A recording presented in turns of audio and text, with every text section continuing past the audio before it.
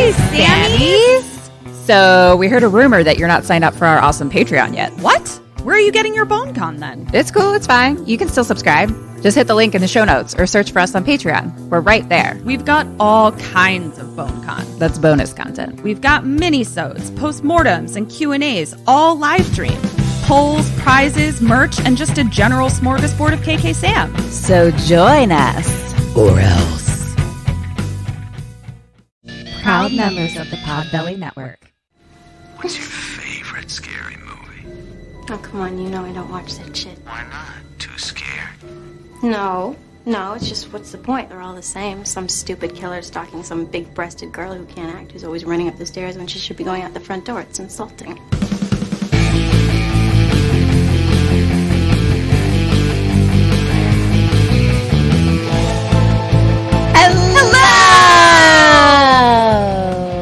And welcome to Kim and Kat Stay Alive. Maybe. What are we, Kim? We are a horror movie comedy podcast, and we are going to tell you the entirety of a movie, step by motherfucking step, spoilers and all.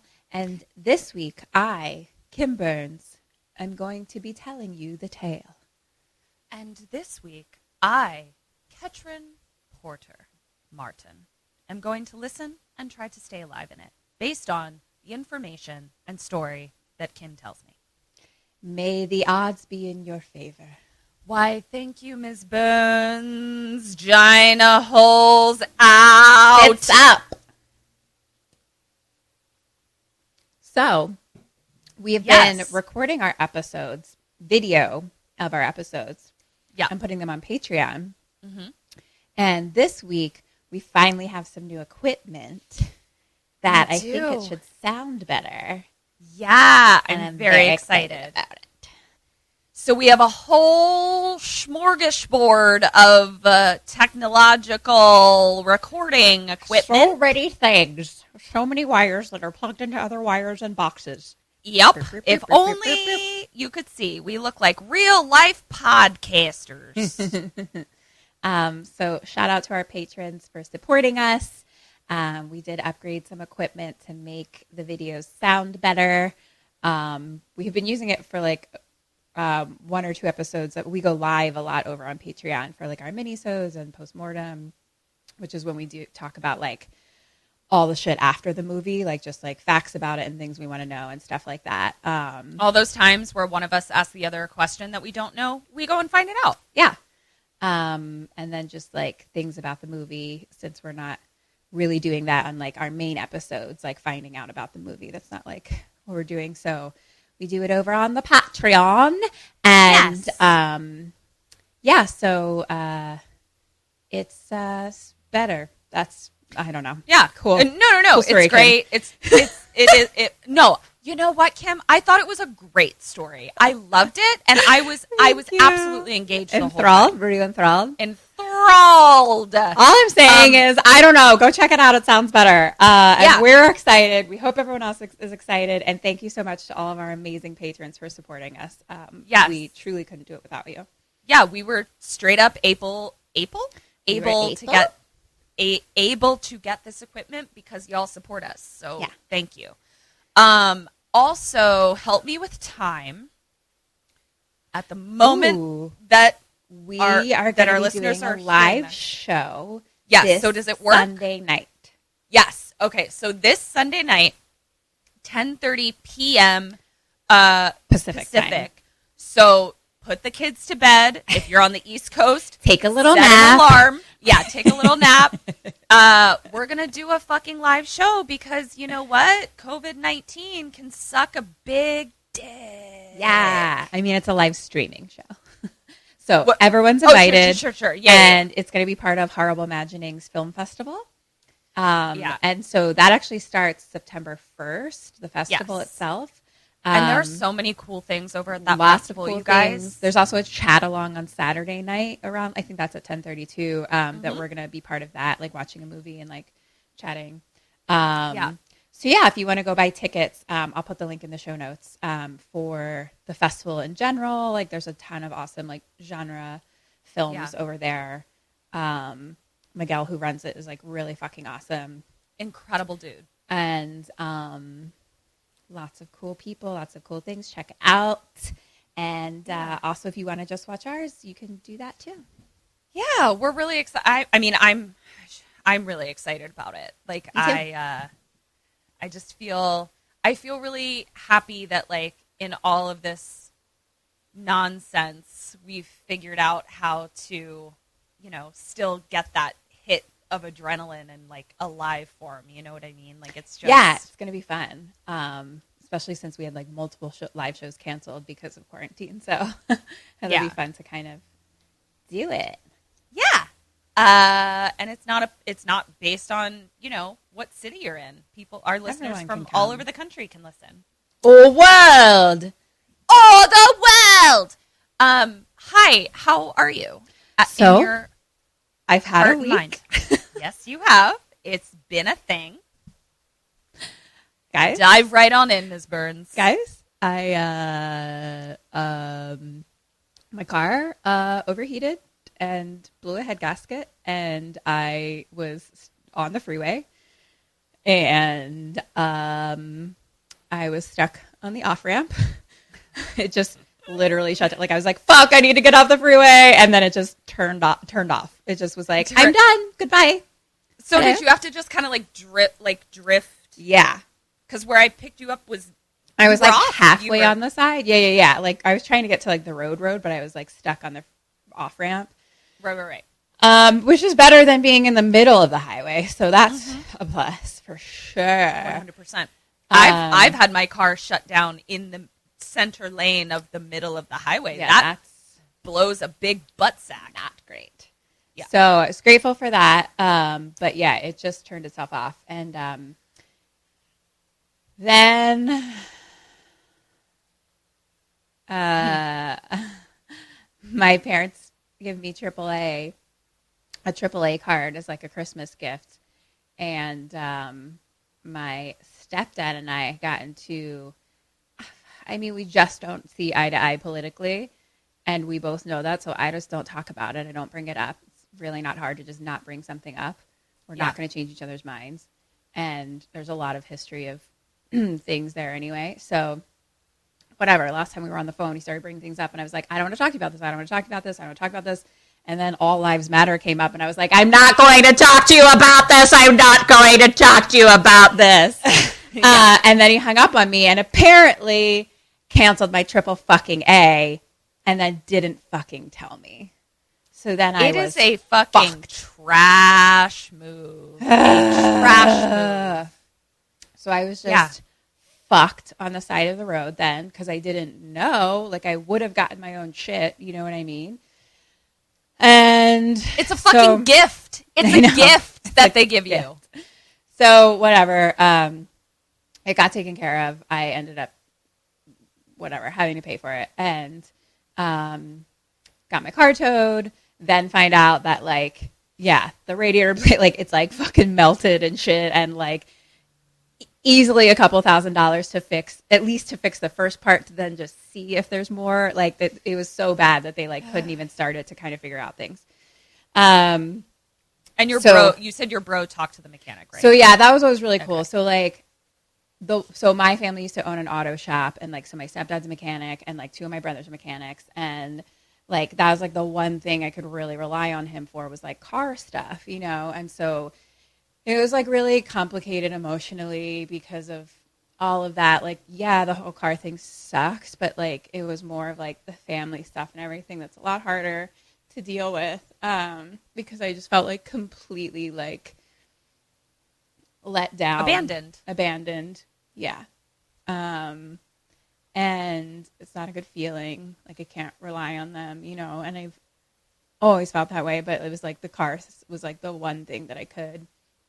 And, so yeah, I was really, really, really grateful that I both of my brothers talked to me, and they were both really helpful. One of them was just fucking amazing, and he called the auto shop for me and talked to them, and that's amazing. Pretty much everyone involved was you need to get don't pay money to fix this car. Just get rid of it. So yeah, now I have to figure out something else. And then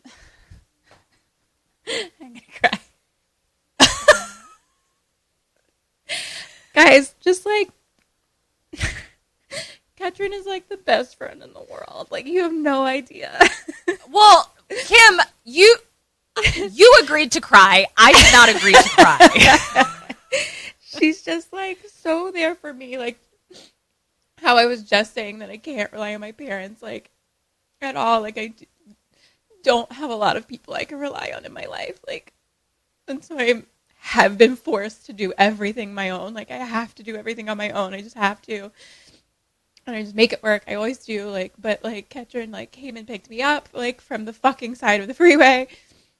And now her and Eric have like let me drive like second car just to like have something right now so I can go test drive other cars. But then they were like, even if you want to keep it for a while and like save money, you know, like they're just like that was all friends. Well, the idea to give you the car, that was all Eric. We have to give a shout out to him, and it was all his idea, and you're on the insurance, and then I took a little picture of him cleaning out the little car with a little vacuum cleaner. We love you. And, you know, we talked about it today because the feeling that you're describing, Kim, of like not being able to rely on someone or feeling abandoned, I'll just say I've never had that feeling. I've never felt that way. I don't know what that feels like. Yeah. So, you know, I can sympathize, but I don't actually get it. And my husband is the same way in that he can relate to you. To me, yeah. You know? Yeah. And so I really like being able to give you that feeling. And I am grateful for opportunities to, like, put it into practice so that, like, you know it's real. That it's not just talk. That, like, you do have someone that you can rely on that's never going to abandon you. Thank you. I love both of you guys so much. We love you. You're just like the bestest friends, and that's how I felt. Like I was like bursting into tears because I was like, that's how it feels. Like it's like I grew up in an abusive household, and it's just tough, and it's so complicated, and it still is, obviously. And like the fact that I can like do have people in my life that I know I can rely on is like really, really like wonderful. You got you forever. Thank you. I love you so much. I love you so much. And Eric, you're both amazing and my bestest friends in the whole wide world. Kim, I will say this. I mean, you're welcome for marrying such a fucking stellar dude. I really set us up for success. I really thought about, like, what kind of husband do I need to marry for Kim and I? You know, like, that's really how I made the choice. So that's what I'll be on the lookout for now. Exactly. It's like, what kind of second husband does Ketryn need? Yeah, and that's how you can choose your partner. What things do we need? Remember when we were younger, in our early 20s, all of our friends in LA, we each were like, let's each marry a man with like a specific trade or like a talent of some sort. Like one had it all broken down. It was like somebody needs to marry a lawyer, someone needs to marry a doctor. Yeah. I think we had chef in there too. Oh, like, I think we did. Yeah. We were like, who's gonna do that? Yeah. And then we would all live in a big compound with all of our own houses. But it was so basically we were just starting our own cult. Yeah, but we're not. But just less of a cult, more of a Mormon situation. Yeah, like a commune. Yeah, we're not trying to hurt anybody. We are just trying to have everyone's needs be met. Right. And also, here's another big difference between us and cults. We are pretty exclusive, and we don't want anyone else. Exactly. Like that's what I mean. Like, I'm just like, we're not going to let anyone else in, though. No. Yeah. We want the exact experts in their field that we want, and then that's it. Everyone else is cut off. And then doors are closed. Yep. No admittance. Yeah, we got it all figured out, guys. Well, Brenzy, I love you. You're golden. Nothing's ever going to happen to you as long as I'm around. Thanks. And Eric, you're welcome. Thank you. So, Kim, you know how you really want the taste of hot sauce, but you're a big, huge, giant wuss? I do. I found a hot sauce You for did? What is it? El Yucateco hot sauce. It is called a hot sauce for everyone, even Kim. Here's why you can handle it. So they focus on flavor, not heat. And also, it's non-vinegar based, which you're also a wuss about. This was made for me. They use the whole fruit of the pepper, non-vinegar based, and then they also don't use the capsaicin extract, which is the thing that burns your mouth off. Wow. They have 5 different habanero-based sauces. You can do the jalapeno, that's the least hot. Then it goes to chipotle, then red, then Caribbean, then green, then black, then XXX hot, baby. That's for you because you like to sweat while you eat. I do really like to sweat while I'm eating. So yeah, give it a shot. Cool. Birdsie. I guess I'll go to www.shopelucateco.com. That's shop, ELYUCATECO.com. Hashtag King of Flavor. Go try the hot sauce for everyone, even Kim.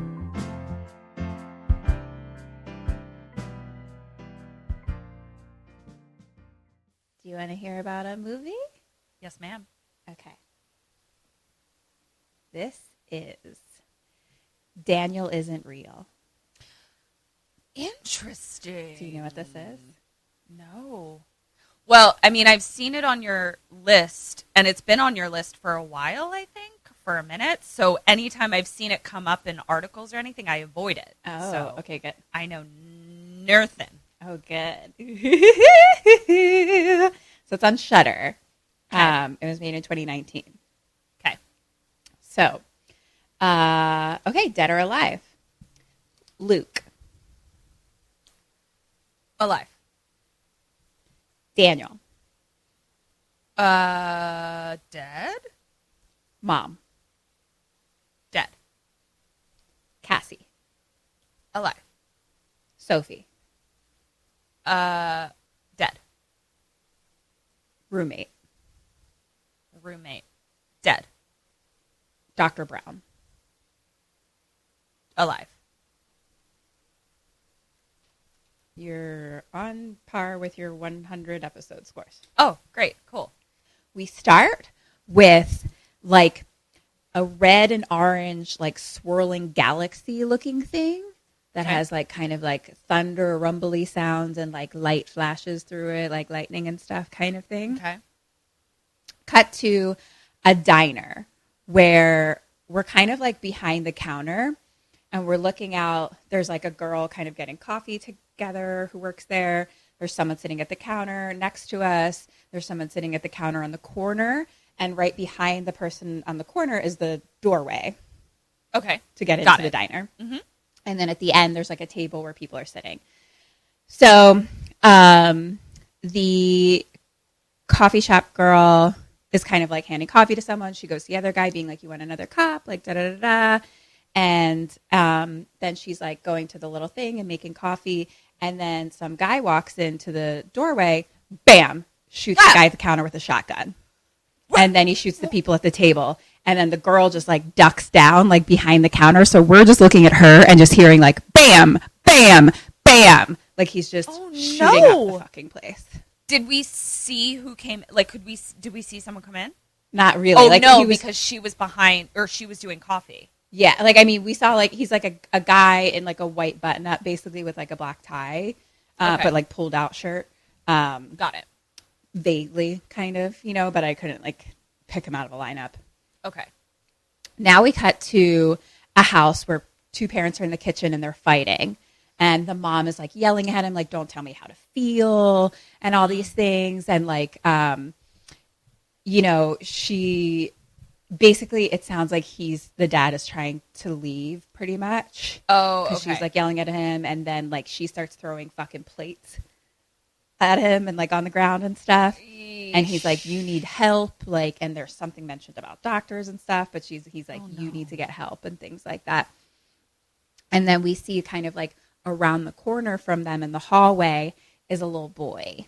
Oh, shoot. Who's listening to all of it. Who's maybe like 5 to 6.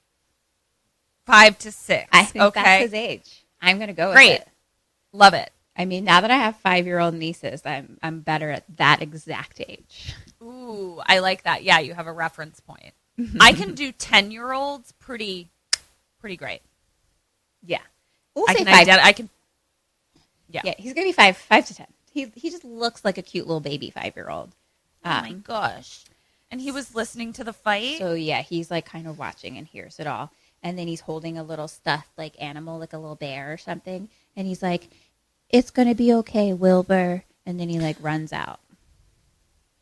Wilbur? His name That's is the cutest Wilbur. name I've ever heard. I know. Oh, God. For his bear. His little Really bear. cute. Wilbur's a name we should bring back. For people? Sure. Humans? Oh, no, but what if Wilbur grows up to be a dick? And then you have like a dicky Wilbur. That doesn't work. Yeah, Wilbur has to be sweet. Yeah, let's stick to stuffed animals. I rescind my stance. Retracted. I've Got it. blacked it out of the transcript. Got it. So now the boy's walking down the street holding his little stuffed animal, and we kind of hear like sirens in the background, and he like sees something ahead. So now he's like in a crowded, like yellow taped off police kind of area, but has like a crowd all around it. So he kind of like ducks in and starts walking through the crowd, and then gets right up to the front and sees the gunman who has been shot himself. So he's just dead, like splayed out, like halfway out the door, like in a pile of blood. Oh, shoot. This is a traumatic night for our little buddy. So we're just like, the kid's just staring. And then now the camera shot is like on the dead guy. So we're seeing him. And then we hear a little boy's voice go, "You want to go play?" And we look back at him, and there's another boy that's come up next to him. And this kid's like a little bit bigger. And he has like a cute little like black vest on and like slick back hair. Cute. Yeah. Not like a big kid. You know fashionable- what I mean? But just like, if this Sure. kid's 5, he's like 7 or something. Yeah. Or just taller. I don't know. So I don't know how kids work. This will never not be funny to me. Continue. What are kids? I don't know. Kids have 4 legs. They're very furry. A tail. Shall I continue? And they like to poop in boxes. Yep. Sounds about right to me. So now the 2 boys go play on a playground, and it's like very cute, like the whole thing where it's like, "I'm the star keeper and I'm gonna," like it's like adorable little kids play. Oh my God. Cut to the mom looking out the door of the house. Like it looks like they probably like live in like Brooklyn or something like that, you know, because it's like looks New Yorkish kind of. And she's like calling for Luke, the little kid, and she ends up finding him at the playground, and she's like, "Don't you ever run away like that. Like, come on, let's go." And she starts to like pull him away. And little Luke is like, "Wait, can Daniel come with us?" And mom's like, "Daniel, who's Daniel?" And he's like, "Mom, he's my friend." And she's like, "Okay, sure." And then so she kind of like looks for a little bit, and she's like, "Okay, fine." And then she just talks to like the air next to where we see Daniel. Okay. And is like, "Daniel, do you want to come to our house for dinner?" And like little slick back hair kid who she's not looking at is like, "Yeah, thanks." Okay. All right. And the boys like hold each other's hands and like walk back to the house. Oh my gosh. That's Cute. the age when boys didn't know that the patriarchy tells them to not express their emotions or be affectionate with each other. So I know, and they're just soups cute. I love it. Did you have an imaginary friend? No. Did you? You didn't. Yeah. You did? I had many. Mm-hmm. Really? Well, because I was Alice, and so I literally had all of the characters in Wonderland I would talk to and were my friends. Yeah. I mean, I like played like a kid, but I wouldn't say I had like an imaginary friend. I'm pretty sure I required addressing myself as Alice and my kingdom as all the characters in there. I don't know. Maybe I'm wrong. I'll ask Peg. Yeah. I mean, I had a lot of fucking people around me all the time, so. That's true. You always were like, I would like less people. I don't need to create them. Because even before the step people came, like I still had my brother, and then like the whole like we just played with my neighborhood was very like you just went outside and played. Yeah. Like I had neighborhood kids. Yes. So like we always, and they were all our same ages too. Like my brother and my age. Like we all just had kids that were our ages. So we just went outside and played. So like I can't you like didn't I have any wouldn't room. Yeah, I really didn't. Yeah. And I had like cousins and stuff too. Like there was no space. My schedule was full. Yeah, honestly. Admission is closed. Like For my Kim's cult. friends. Yeah. This is my cult of friends. No imaginaries allowed. That's so true. So now we kind of get like a little montage of like the boys playing in different ways, and they're like sword fighting with brooms, and then like they're like, we're gonna skydive out of a helicopter, and then Daniel's like teaching Luke how to fold origami.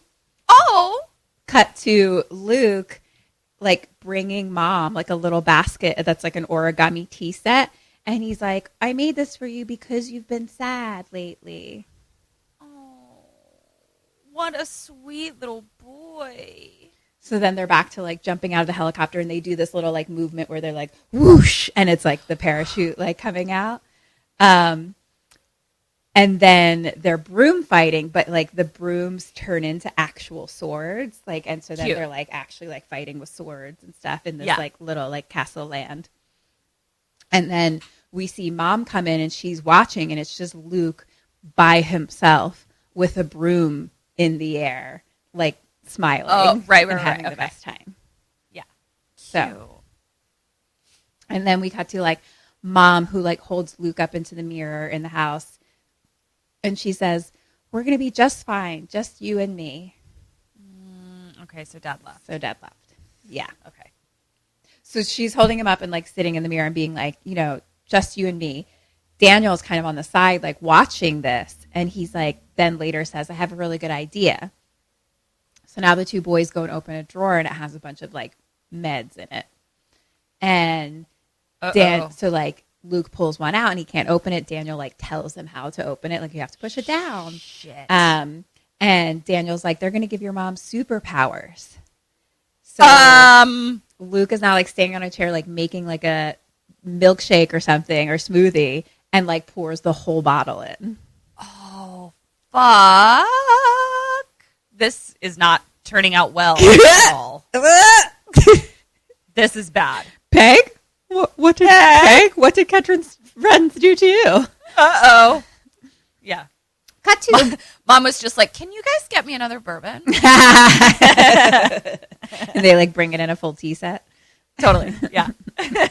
With a side of magic mushrooms. Exactly.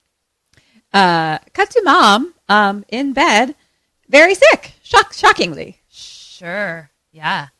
And Like she's barfy sick? like sweating, can barely move. And she's like, Luke. And she literally like crawls off the bed, and we hear like the toilet flush, like she probably threw up. Yeah. And she like crawls into Luke's room. He's just like sitting there on the bed, like looking really scared. And she sees the empty pill bottle, and she's like, what did you do? And Luke is like, it wasn't me, it was Daniel. And she's like, no more Daniel, honey. And Daniel's standing there watching. You know who doesn't have imaginary friends that then poison you? Cats. I wish you were Once a cat. again. Once again. Okay. Yeah, it's like, even if your kid isn't creepy, then their friend is creepy. Like, they're imagining, what the fuck, man? It's just, I mean, it's Can't just get a too goddamn much. break.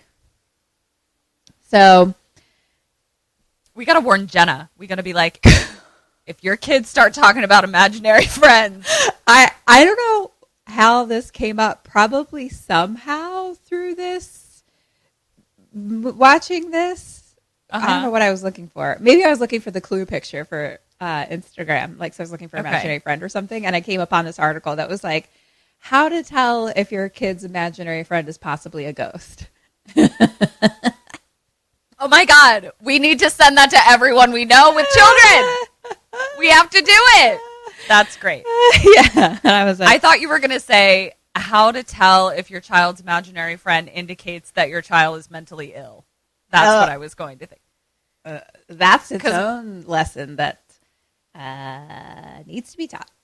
Because that was actually, in all seriousness, when I would only respond to Alice. When I started preschool, my parents were like, so she only is going by Alice right now, not her name. Should we be concerned? Because they were little baby parents. Yeah. And the preschool teacher was like, oh, no. I know, I was like, I feel like do that's that all not the time. Concerning. But then she goes, if it goes on for much longer, though, I have some child psychologists I can refer you to. Yeah. Okay. So mom ends up being fine. Cut to later. In Daniel's room is like this big giant dollhouse that kind of looks like similar to the dollhouse in the lodge. Okay. Like it's huge. And mom has a key and she's like, take this key and lock up your imaginary friend in your grandmother's dollhouse. Lock up your imaginary. Good strategy. Mm-hmm. Nice. Yeah. Smart. And Luke doesn't want to do it at first, but like eventually he's like, okay, Daniel, get in. And then he like kind of starts yelling. He's like, Daniel, get in. And he's like, get in, get in, get in, get in, get in. And the dollhouse is like now like the windows have like red and yellow lights like all like flashing and like strobing throughout it kind of. Shit. And now Daniel's like inside the dollhouse basically. He's like in like a room that we can isn't the room we've seen before, and it's all like all the lights inside are flashing red and yellow. And so he's like proportionately small enough to be in this house now. I guess so. Okay. I mean, we're inside the dollhouse, so it all just looks normal. If that makes sense. That's what I mean. Like he's not like no, he's not smushed into the house. Okay. That's what I was at. He's not like one, like half a leg in the living room, half a leg in the kitchen, eyeball out the window situation. Exactly. No, yeah, that's what I just wanted to make sure. Okay. Fair question. Valid question. Yeah. No, so he's like in the living room of the dollhouse, and he's like banging on the front door, like pissed. And then we see the key turn and lock the door. Luke walks away as Daniel's like banging, and mom covers the entire dollhouse with a blanket. Sure. Cut to Luke, like it's like the back of little Luke's like head just like sitting on a bench, and it kind of fades into like older Luke now, who's like sitting on like a roof doing homework like in college. Okay. Cut to him in his dorm room, and he's talking on the phone with his mom, and she sounds very like manic. Like, she's like, I mean, you can come home if you want to, but you don't have to come home on, like, my account. Like, it's fine, you know, like, and, you know, I mean, and don't come home just because you don't like the school. Like, maybe you just need to find some friends and all these things. And then his roommate is kind of sitting there being a total douchebag. Like, I don't even know what he was talking about. Like, someone's tits or something. Ugh. And that kind of thing. So then Luke is, like, out. He's in like a school, like the school hallway, kind of sitting outside of a classroom, just looking in the window, and they're talking about like photography. It's a photography class, clearly. Okay. And then he does go home. So he goes into the house, and there's papers taped up everywhere. Like basically pages ripped from a book almost. So they're just like taped all along the wall and like all the way up the stairs and like all the way the fuck around. And he's like, Mom. Oh no. And he like finds her in a different room, and she's just like cutting out pages of a book.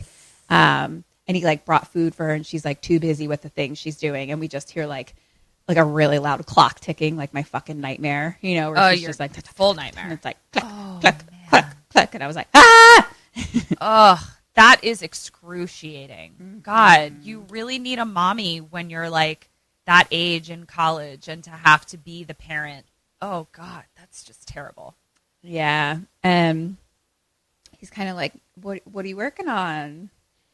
And she's like, well, the words, I feel like there's like messages that are like kind of like they speak to me, you know? Oh shit, we're talking full blown schizophrenia here. Yeah. Fuck. Okay. And the mirror that's on the wall. I guess it was kind of scratched up or something. I couldn't really tell, but he was like, what happened to the mirror? And she's like, I didn't like what I saw. And she kind of just starts to like laugh a little like, and I was like, no. So now we got to Luke, stressed. who's on the subway, and he goes to some party. It's like a wolf party. So sometimes people have like little wolf masks on and stuff, but it's like techno music and like strobe lights happening. Is this what the kids are doing? Dressing up like wolves and going to raves?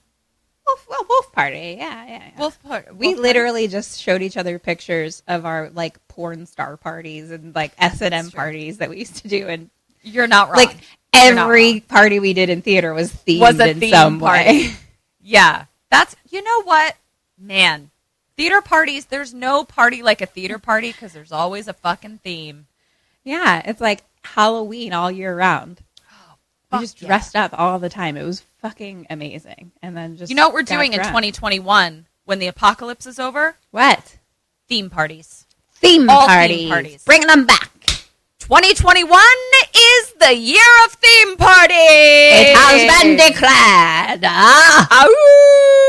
First one's a wolf party. Yeah. Yes. Okay. So he's at the wolf party. He's kind of just hanging by himself, like against the wall, like holding a beer. And he kind of sees like a cute girl across the room. They like meet eyes a little bit, but it's like super dark, strobe lights and stuff, you know.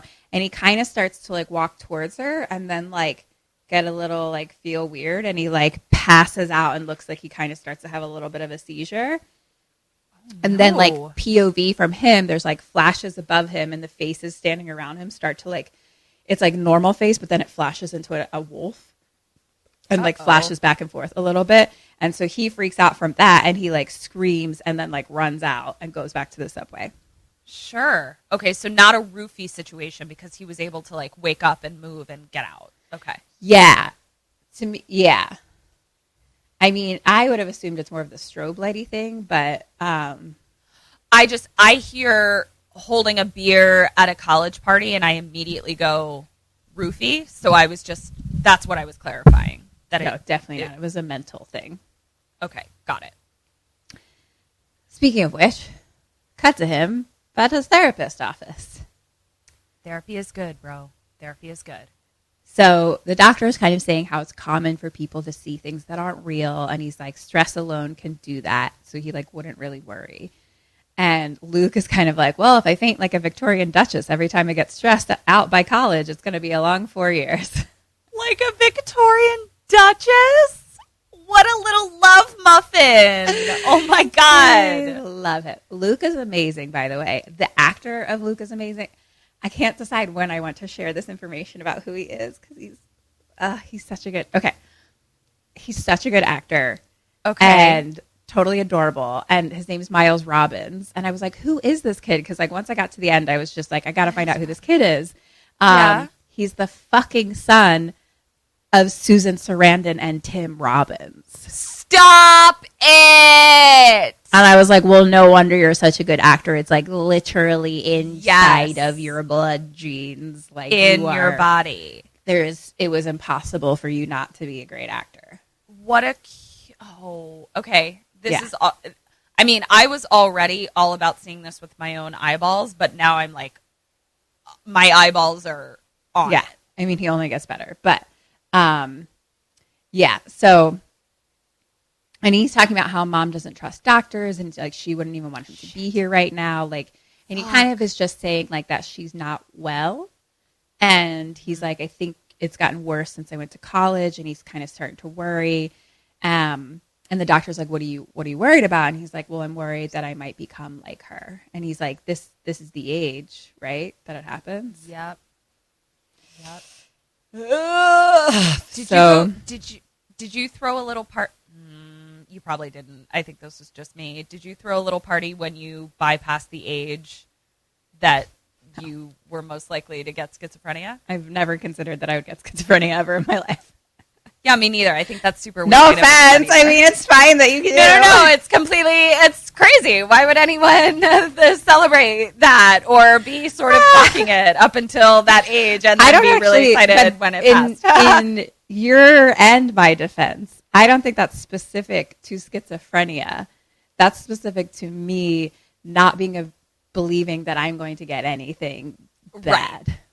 Yes. Like I just don't like to go down those pathways. I mean, it's very conscious, but like in general, like I'm just kind of like, I'm not available for that. I'm not available. Yes. Whereas my brain is like, I'm going to go down all the pathways, and then I have to be like, okay, let me prepare for this pathway and this pathway and this pathway, and here we go. Why are we friends? Things don't ever cross. I don't know. Other things don't ever cross my mind. Like, because actually during that time was like, because it actually is young, or it's later for girls. So like, it's about 27 for girls. Yeah. So around that time was when I had my really bad breakup with Mitch, where I did feel actually insane and like suicidal. So like, I think it kind of did cross my mind at certain points where I was like, well, if I was going to be great, like hit the schizophrenia mark, it would be right now. Mm-hmm. Yeah. So it's not like it hasn't crossed my mind, but like not to the point of being like, yay, it didn't. Like mostly I'm just where I was like, not okay, and it is my 28th birthday, and I am not seeing anything. This is good news. I'm just like, it's not for me. I just don't really feel like it. I'm sure it's fine. Yeah. That's the other thing, too. I would get schizophrenia, and then I just put a blanket over it. Like, I'm probably fine. And I'd be like, Kim, you're seeing 4 of me? We need to have a conversation about this. That's totally what I would do. Like, it's not. Yeah. It's like, I'm just like, I'm sure it's fine. And I'd be like, cool. Let me just take this blanket. I'm just going to take this blanket off real quick. Just take it off. So that's why we're friends. Yeah. You keep me from losing my mind over things that don't exist, and I take the blanket off when you actually go insane. Exactly. See, we need each other. We're really a perfect little yin-yang. It's perfect. Okay, I am Tangent Town. I'm sorry. Keep going. No, it's great. So his doctor is like, have you seen things before? And at first he's like, no. And then he's like, I mean, like as a kid, I had like an imaginary friend or whatever, you know, blah, blah, blah. Like Daniel, like he was my best friend, or he was my only friend, really. And the doctor was like, well, we all have needs, you know. Right. And then Luke kind of laughs and he was like, I must have had some pretty sick needs. And the doctor's like, why, did something happen? And he's like, no, just like kid stuff, you know, like doesn't say anything. Well, kids are fucking creepy crap bags. So what are you talking about? So what are you talking about, Daniel? Yeah. Oh, no, wait, not Daniel. Luke. Yeah. Same. So doctor tells him, maybe you shouldn't be afraid of your imagination. Maybe kind of like I don't know what he's saying. I wrote maybe calm it with that part of yourself again. Connect. There we go. Connect. The two ends made an N. There we go. Maybe just comment with your imagination again and just shoot it to the moon. You know what I mean? I'm a shooting star. Yeah. So basically he's like, your imagination like isn't all bad. Like maybe like what you need is to kind of connect again.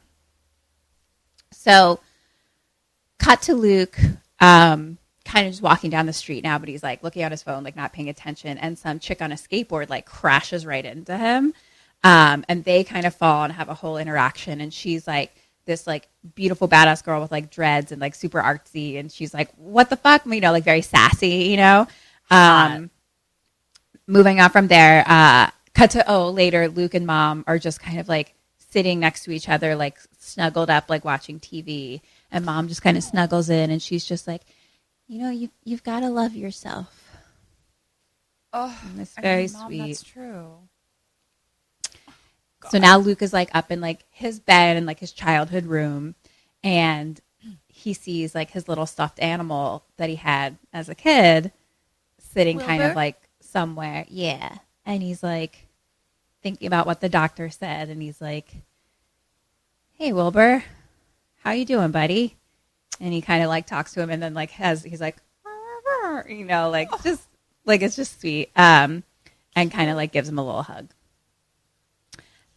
Question number 1, going down that same path of imagination and things, what do you do and what does he do?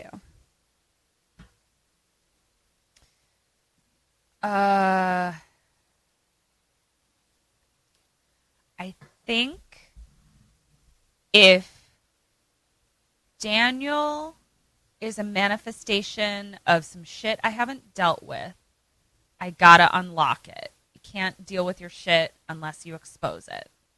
If Daniel is a ghost, if Daniel's a ghost, then I'm letting him out.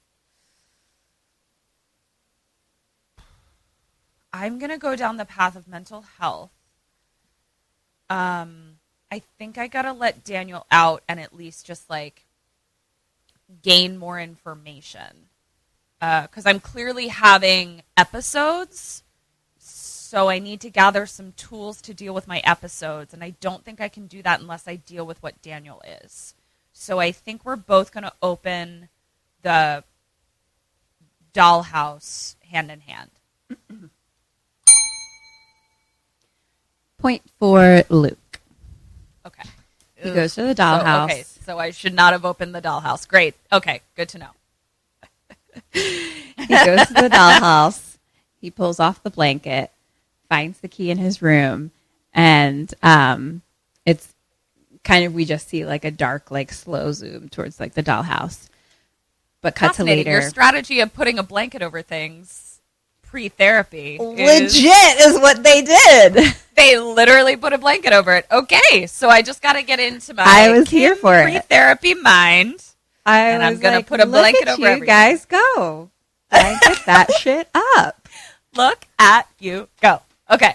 So now Luke's like asleep in bed, and we hear a crash, and it's like glasses breaking, and more glass breaking, and he gets up, and so he basically just like looks over the side of the railing, and he can see like the hallway down below. He's on like the second floor, and downstairs his mom has like broken either like a mirror or like just glass, and she's just walking back and forth on it, like mumbling to herself. Oh God. And then she like turns and starts like padding up the stairs, just like staring and holding scissors in her hand. This is terrifying. She comes up and she like walks up, but then doesn't even look at him and walks right by him into her room and then into the bathroom and locks herself in the bathroom. I'm so terrified. Now Luke is trying to get in, and he ends up just like breaking through the door, and he's like, Jesus, what did you do? And we don't see, but he looks kind of towards her wrists. So I'm wondering if she like basically cut her wrist, and she's just staring in the mirror, and she's like, I can't look at this face anymore. I can't look at this face anymore. And she starts just smashing the mirror with her bare hands. And so Luke goes and stops her, and mom is like, don't touch me. And she backs up. And like, as she backs up, we see like the other side of the bathroom, and there's like a tub, and in the tub is a shirtless man with slicked back hair, just sitting there with like, just chilling, basically, like looking at them. Oh, and no. Luke kind of looks, but like focuses on his mom, basically. And so Luke sees it. Luke sees it. Okay. For sure. Yeah. Okay. And then mom gets all fucking like talking, and she's like yelling. She's kind of mad at him now, like to Luke, and she's just like you're any different, like da da da da. And then we hear like just the voice of a man be like, "It'll be okay, Luke." And Luke's like, basically saying to mom like, "I can't let you stay here anymore," you know. And mom is like freaking out, and she like grabs the scissors, and I think she's basically like threatening to kill herself, pretty much. Sure. Yeah. And so we hear the man is now standing kind of next to them, like watching. And he tells Luke, put the blade to your own throat. But he's like very calm. Like he's like, Luke, put the blade to your own throat. No. And it's like in the mom's hand. Question number 2, what do you do? What does he do? Okay, wait. Okay. Let me separate myself from this. All right. Okay. I am not going to put the blade to my throat. I am going to call 911. I believe that his mom has demonstrated enough things that she could be committed against her will for a period of time. But she like currently So has the scissors in her hand and is like trying to kill herself, basically. Yes, I still am going to do kind of a double situation of like taking the immediate threat out of her hands and calling 911. Like kind of that whole thing. Distract her at the very least. Try to take the scissors out of her hand, call 911. I think Luke takes a different tactic where he does take the scissors out of her hand, holds them to his throat almost as like a threat of like, I'm going to kill myself unless you agree to get help or something like that. Like use his own, like how much she loves him to get what he wants. And that's my final answer. Oh, I'm also going to get therapy for the man that I'm seeing hanging out in the bathtub. So my choice is threefold. I'm going to give you a 1.5, so I'll give a point to you. So, like, basically the issue is that you can't get the scissors out of your mom's hand. Like, that's what we're trying to do. Oh, okay. Why not? Because what's happening that I... Like, she's threatening you and herself. Like, she has a pointy thing. Okay. I think in my head I was just thinking I could overpower her, but that's great. Okay, now I know. Okay. So what he does is grab her hand, but like she's still holding the scissors, but then puts it to his throat, his own throat. His own throat. So the same idea, but that's how he gets her to let go of the scissors. Got it. Okay. Like he's like, let go or kill me. Got it. So she lets go and cries and then like hugs him. Oh my God. This is hard. Yeah. Buckle up. Ugh. Cut to Luke now, kind of later, just like sitting on the floor at the end of the hallway, and there's just like broken glass all across. And the guy who is Daniel. Yeah, with the slick back hair, but older. Back like hair. Basically. So yeah, he's Luke's like college age Daniel now. Yeah. Comes and sits down next to him. And he's like, don't worry, she's going to get through this. And he's like, so are you, to Luke. And Luke was kind of like, I didn't know you'd be there after so long. And Daniel says, well, you needed me. And then he goes like, hey, and kind of taps him a little bit and does the little parachute thing. Cute. Yeah.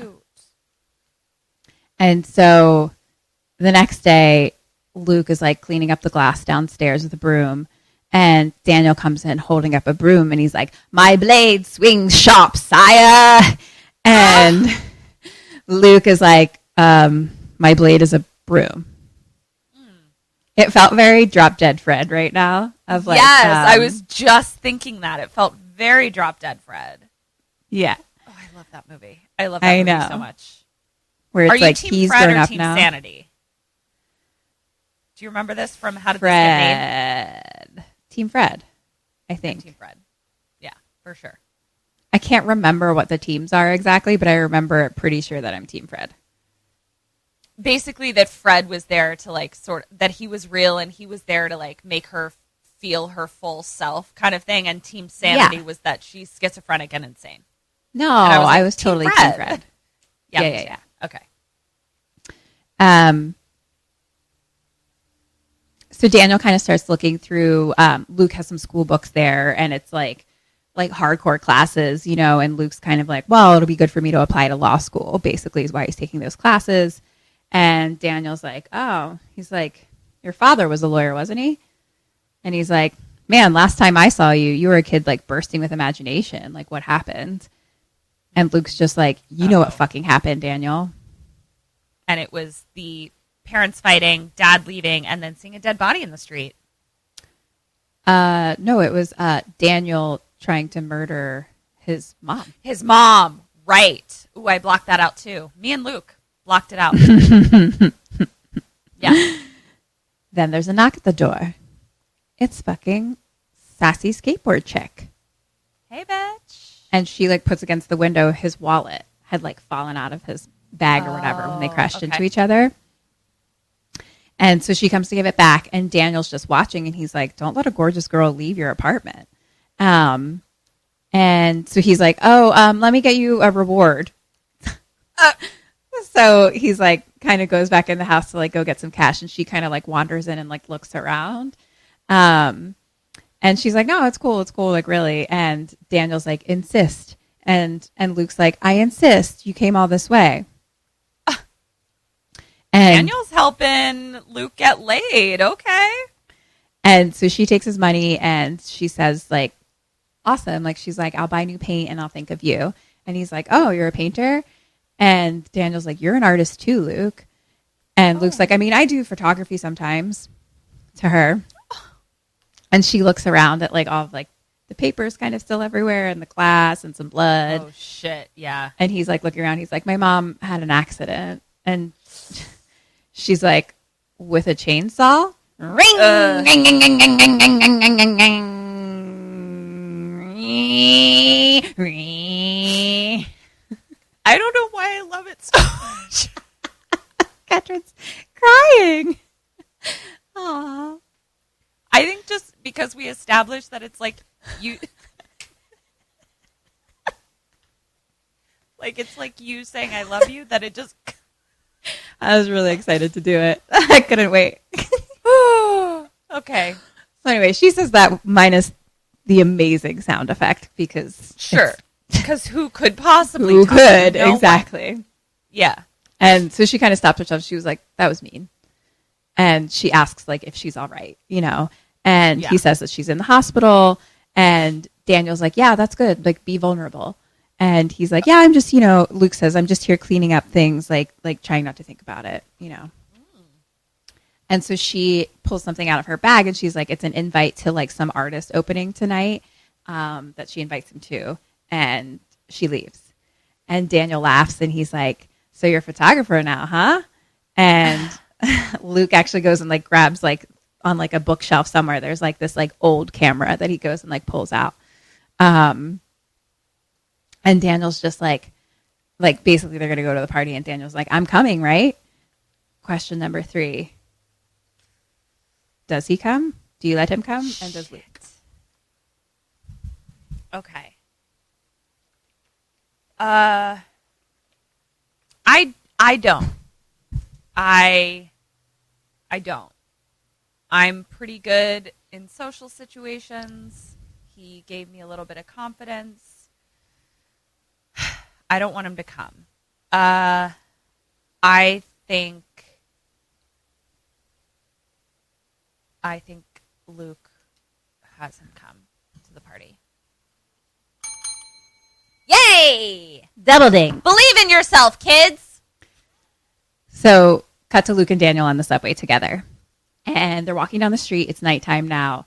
And just to like explain what they look like Luke is always wearing kind of like a t-shirt and jeans, and he has kind of like shaggy hair a little bit, you know, that's just kind of flopping about.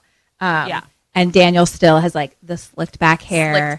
He's wearing like a suit, kind of, not like a I'm a lawyer suit. Like he's wearing sunglasses at night, basically right now. Like he's like a fucking like we'd be into it. Yes. If we were in our 20s, we'd be like, hey, what's up? He's played by this is just Famous Kids movie. Arnold Schwarzenegger's son. What's his name? Shut the fuck up. I forget. I don't know. Baby Schwartz. Baby Schwartz. You know Baby Schwartz. Yeah, I do. Who I've waited on, both of them actually before. Oh shit. Arnold is Ketryn as well. Oh, I thought you were talking about Arnold's kids, because Ketryn Schwarzenegger, who's now married to Chris Pratt. No, this dude and Arnold. Baby Schwartz and Schwartz. Got Baby it. Schwartz. Okay. Yeah. Schwartz, Big Schwartz is delightful. That doesn't surprise me. Like, actually, so kind. Like Baby Schwartz, I can't remember my full feelings on him. He might have been a little bit of a young dick, you know? I mean, it's clear that like he grew up with lots of money and where he did and everything like that. And then Arnold, it's clear that Big Schwartz fucking found his way. And so he was like just the kindest person. I've also waited on what's her face quite a few times at a different place. The mom / ex-wife. Maria Shriver? Yeah. Yeah. She, I'm a big, if I were to have human children, when Eric and I are very, very wealthy, I am a big proponent of raise your rich children like poor people. Yeah, like get a job and shit like that. Yeah, so I guess then I did wait on like the daughters too. Like I don't know how many fucking kids there are, but I waited on Maria Shriver with like a bunch of the adult children. She seems like, because she's a fucking like Kennedy, right? She's a Kennedy, yeah. She seems like she like couldn't even do certain things. Like I feel like she like didn't know how to like. I feel like I'm like just fucking rumor milling things right now. I'm just like, here's the Hollywood inside scoop. Yeah, but I feel like she like often like she paid obviously, but like I think one of the daughters would sign the check for her. Like, you know what I mean? Like I feel like she's just so just like her entire life probably like didn't do things as herself. A Kennedy. Like Kennedys are literally that was my I'm American royalty. Yeah, like I'm completely making assumptions of this. It's just like, you know, when you wait tables, you interact with a lot of different kinds of people. So I like. Well, the only thing that I do know about Maria Shriver is one of my mom's best friends is Maria Shriver's cousin, and so whenever I like learned about the Kennedys, I was like, "What's Maria like?" And my mom's best friend was kind of like, "I mean, I'm not close to her." Yeah, was kind of like the vibe. Yeah, like she wasn't like a bitch. It just seemed like she just has lived a life that is different. Like she was just out of touch a little bit. Yes, out of touch. Yes, that's exactly what that feels like. So anyway, this is Baby Schwartz. Got it. Okay. Baby Schwartz, Baby Robbins Sarandon. Got it. And blah, blah, blah. They're walking down the street in New York to go to the art opening. Oh, art. Okay.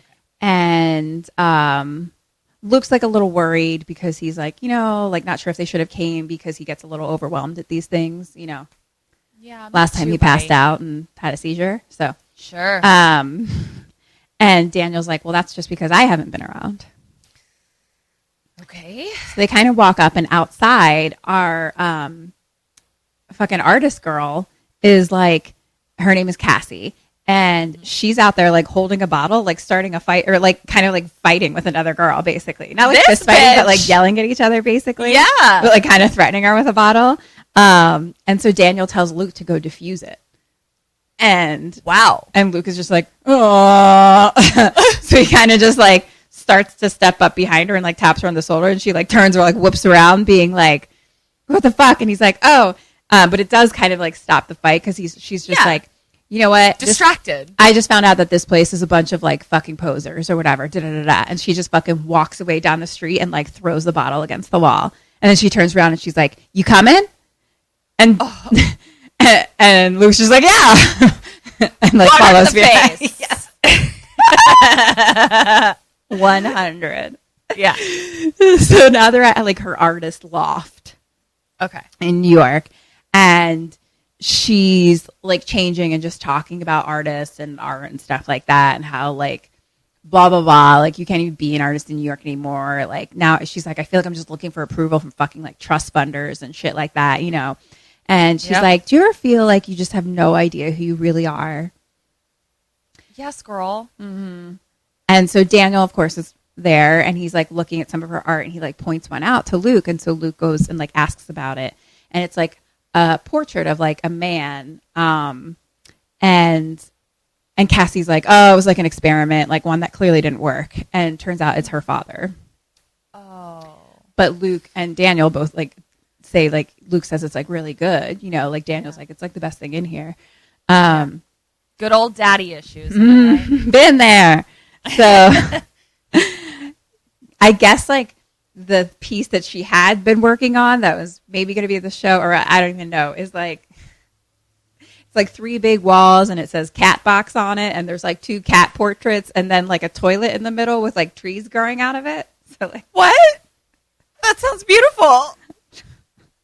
That sounds so gorgeous. Oh my God. I would like to purchase it. Well, Cassie's like, well, since that one is so awesome, then we should just trash this one. So she basically like grabs something and starts just like hitting the wall of like the cat thing. Sure. And then basically is like tells Luke to join her. So they're both just like beating the shit out of the wall, just like breaking through it. And like Daniel's kind of behind them, just like jumping and laughing and like, yeah. Man, that sounds awesome. And so this kind of like cuts back and forth a little bit, but it's like the boys on the subway, like going home, and they're just like high on life. And Luke's like, I've never made anything. Like, I'm not an artist. Like, she's like the coolest person I've ever met. And Daniel's like, that's because you're living in like a mental prison. It's time to like break out and live. He's like, you're gifted. And we cut back to like at Cassie's house, and like after they beat the shit, like broke down the whole thing, like Luke and Cassie are just like on the ground, like tired, like laying on their back. And he's just like, I like you. Oh, college love. Back to Luke and Daniel. And Luke's like, so is that why you're here, to like give me pep talks? And Daniel's like, I'm part of you. And Luke's just like, I'm fucking insane. That's fun. Cool. Oh, buddy. And Daniel's like, no, like, you're not insane. He's like, you're awake. So now they're on like the train, like sitting there, and Luke's like studying, like looking at one of his books, and he kind of just like falls asleep. And so Daniel like looks over like at his shoulder, like into the book. Cut to Luke at his midterm, and it's like for fucking strategic logic. And he's like fucking like erasing shit and figuring stuff out. And he looks up, and Daniel is sitting in there with him. And Daniel goes up and stands in the front of the room. It's like a whole, it's like a big classroom. Auditorium. Lecture hall. Lecture hall. Yep. And so Daniel goes like up into the front, and he takes his shirt off, and on his body are written like all the formulas and answers and stuff like that. Yeah. Wow. Okay. All right. So Luke now is just like sitting in the middle, like doing his midterm and like laughing. And he's just like, and so he keeps like looking up and like looking at the front, like laughing, and then like doing, and then writing answers and stuff. So we kind of zoom out and see the teacher just kind of watching Luke be like, look up at nothing looking and like laugh. a fucking psycho. Yes. Yeah. 100%. Shit. Yeah.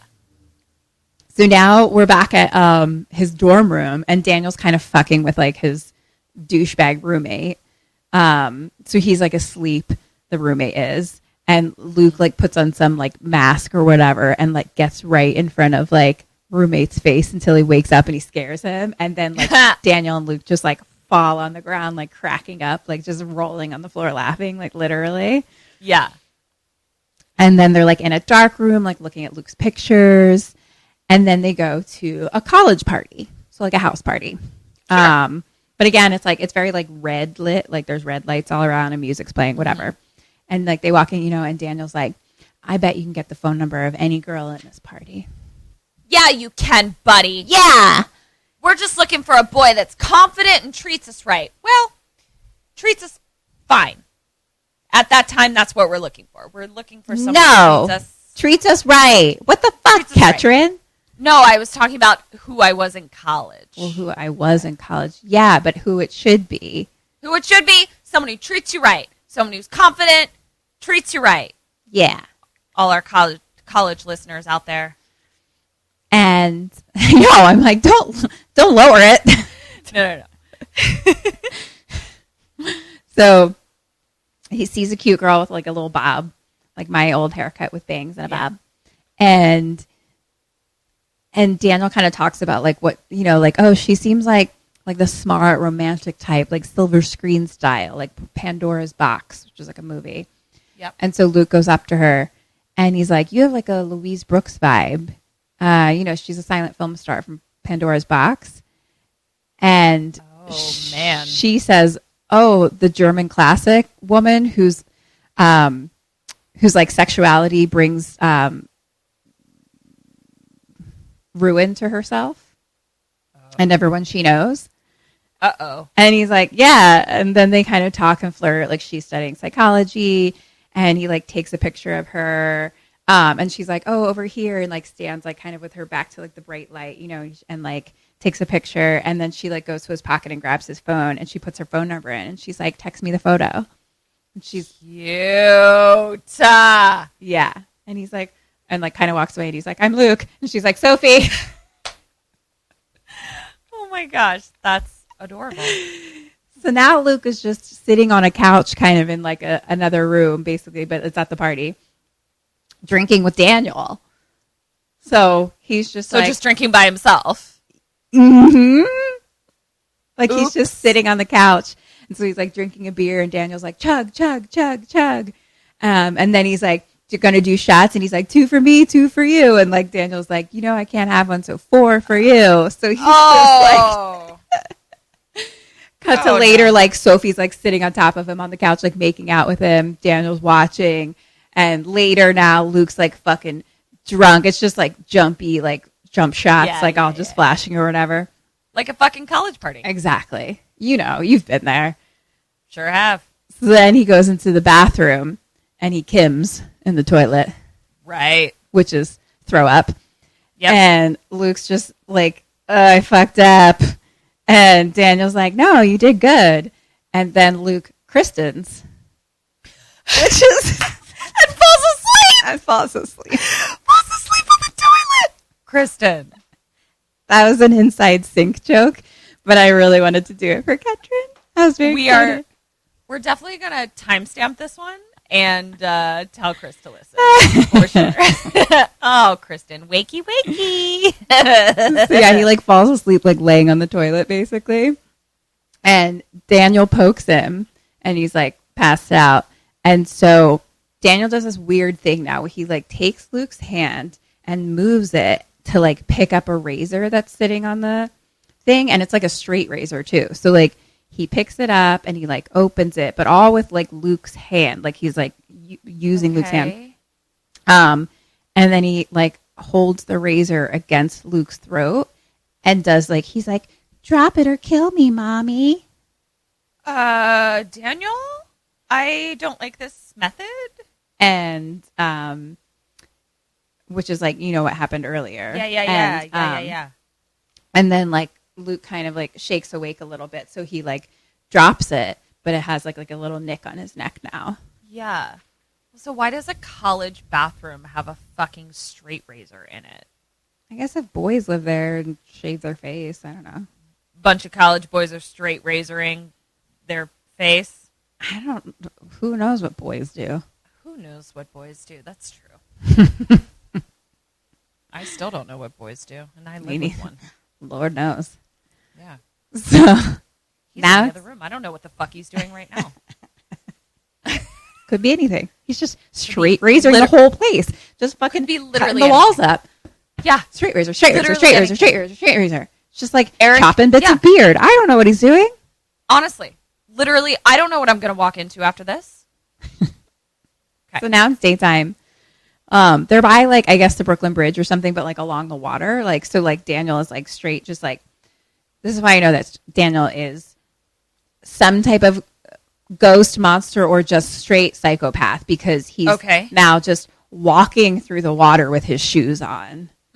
Like a monster. Like an actual fucking an actual monster. Insane person. Yep.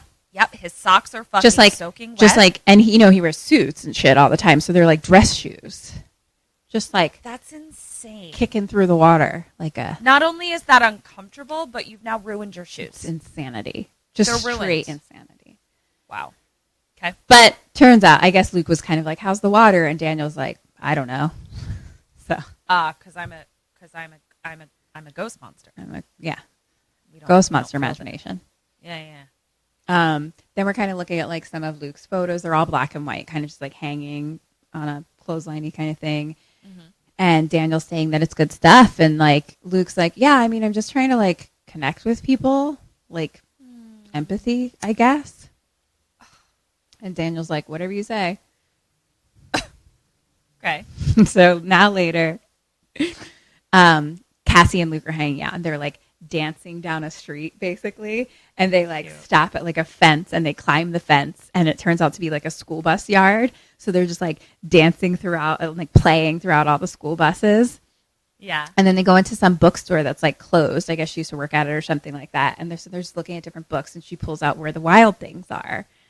I love that book. I know. Me too. And she's like, I always wanted to be a wild thing. I was like, me too, girl. Oh. I mean, I am really. You kind of are. And so she's looking at the book open in front of her. Luke is kind of like laying on the ground. But he's like, oh, you love that book? So Daniel stands over her shoulder and reads it out loud. And then Luke quotes it to her. Okay.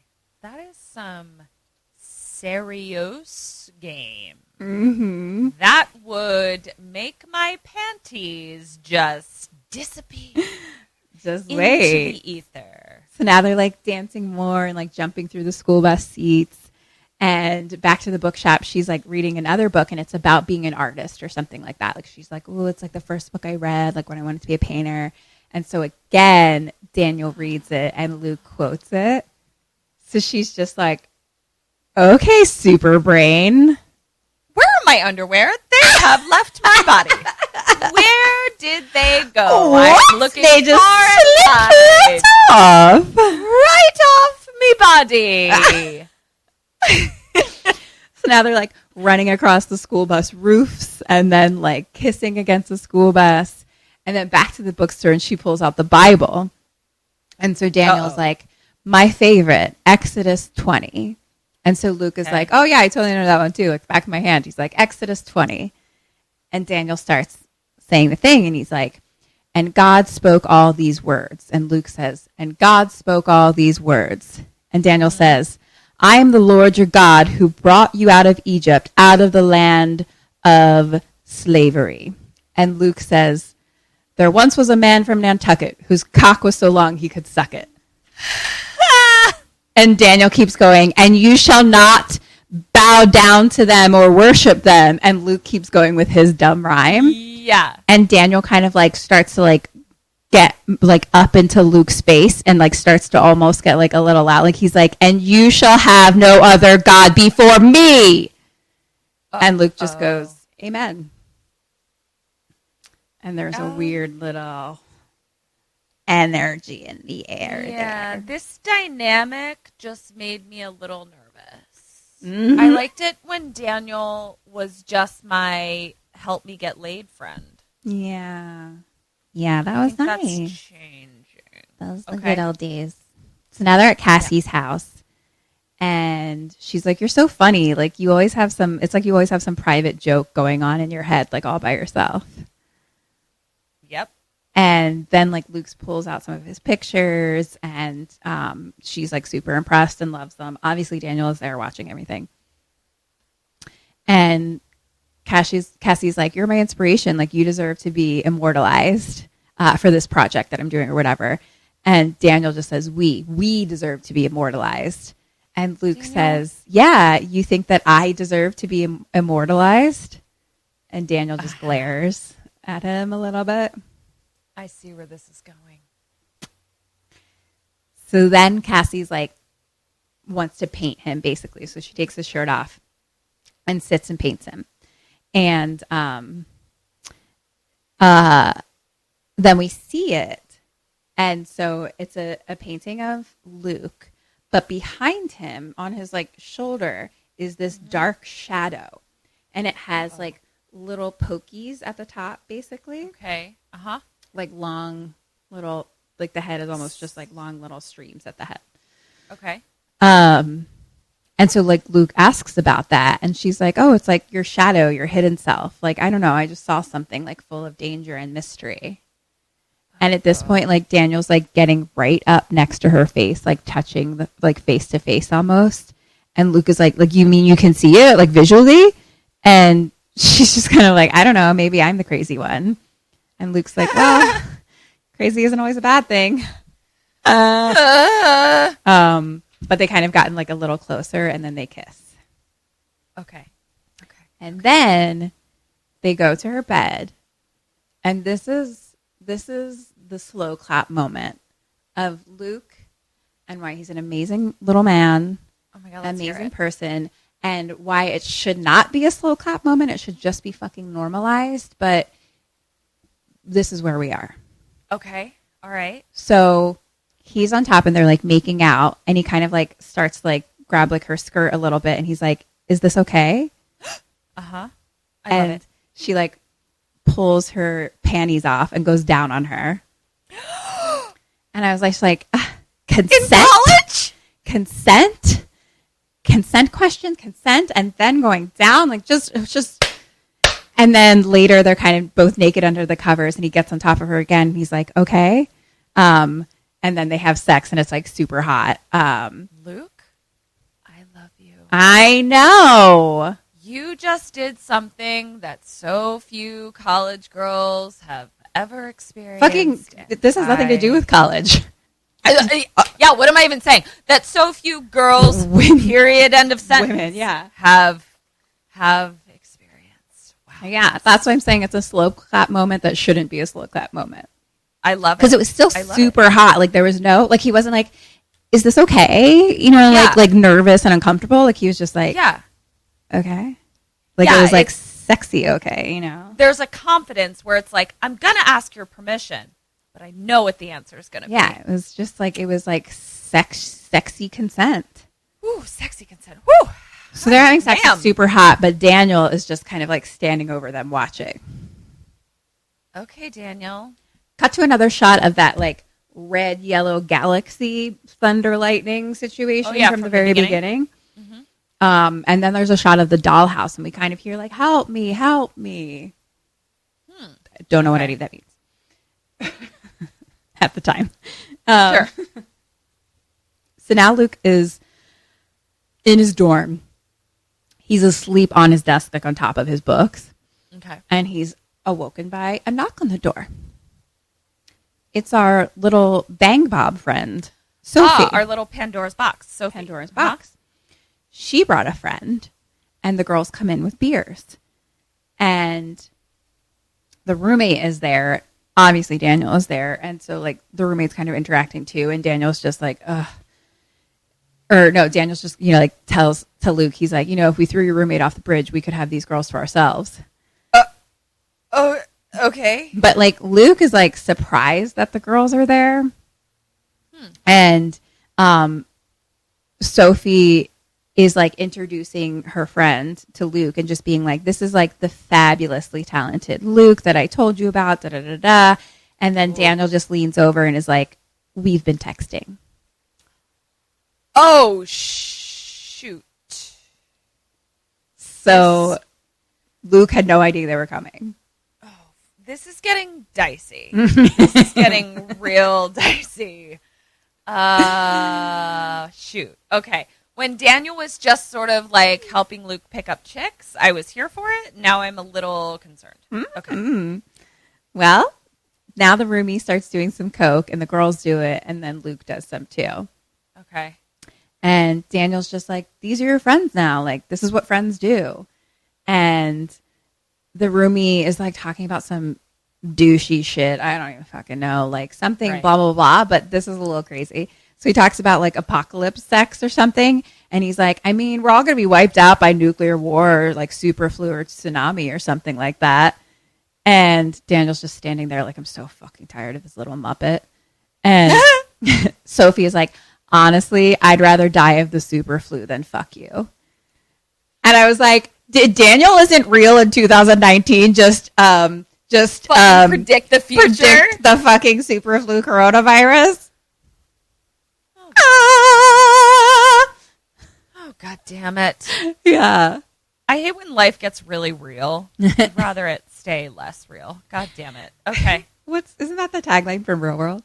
When life starts getting real and stops being. Oh yeah, what is it? When life's. I have no idea. I guess I'll postmortem it. Please postmortem Real World. Yeah, because it's driving and because it's when life starts getting real. Yeah, the real world, Seattle stops being. Who knows? So yeah. Daniel, is like still annoyed by stupid douchebag roommate and does this weird thing where like, he's like, oh, this dude reminds me of these guys. And he like points to a picture on the desk of like aliens or something. And like right at that moment, Luke sees like his roommate's head like flash into an alien head for like a second. Okay. like right as he taps on it. It's very Yeah. weird. And so the roommate now is like, I have a great idea. And he's like, let's go to this, blah, blah, blah. So there's like some steam tunnels like under the campus, like the whole fucking college campus. So they all go like through the steam tunnels and they're like walking around and they get to this place where like literally like clearly kids hang out there because there's like chairs and like a lamp and shit like that and everything. And Luke and Sophie are cute. They have like a little joke or something like, oh, I wonder what the Yelp reviews on this place are or something. You know? And so roommate and Sophie's friend go somewhere else. They go wander away to another area. Yeah. So it's just Sophie and Luke and obviously Daniel. And Sophie's like, do you ever feel like you're like hiding your true self? Like you just make like a whole new identity, like, and just like cancel who you are or something like that. You know, I don't know. There's lots of discussions about that. Sure. And Luke's just like, yeah, I mean, I guess. And then Daniel's like, just kiss her, Luke. And Luke's just like, yeah, it's like I kind of have like a voice in my head that tells me what to do, but I don't always do it. Oh, damn. Okay. All right.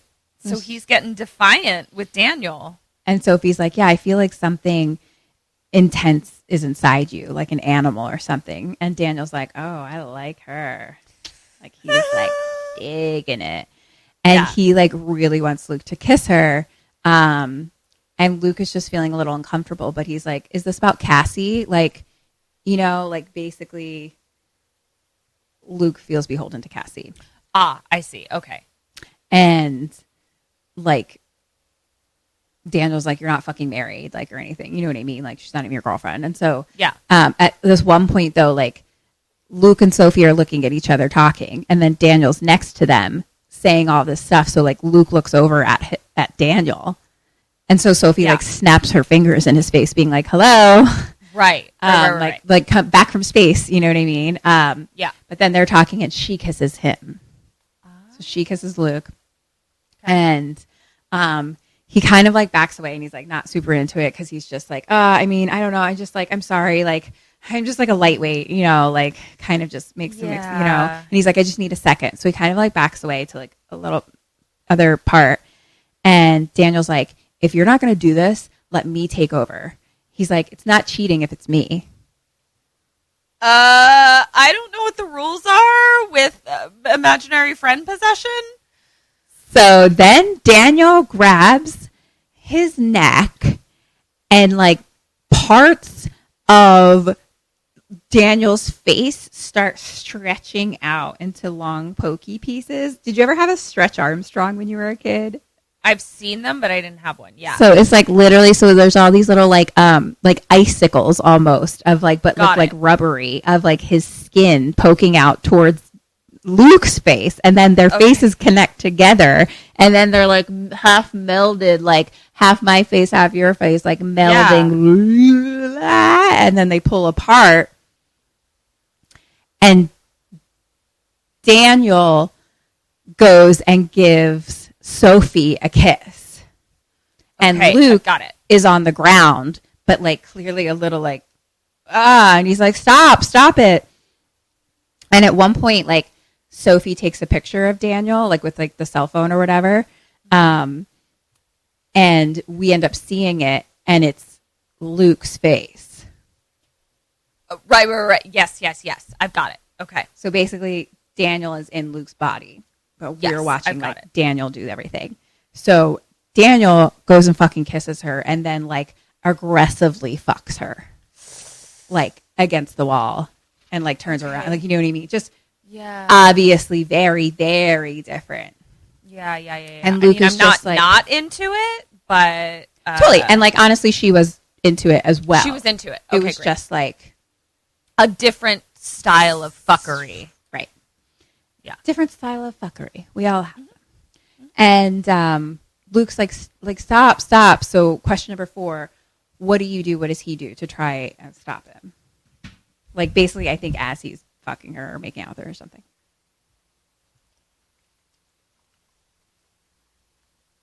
I guess I'm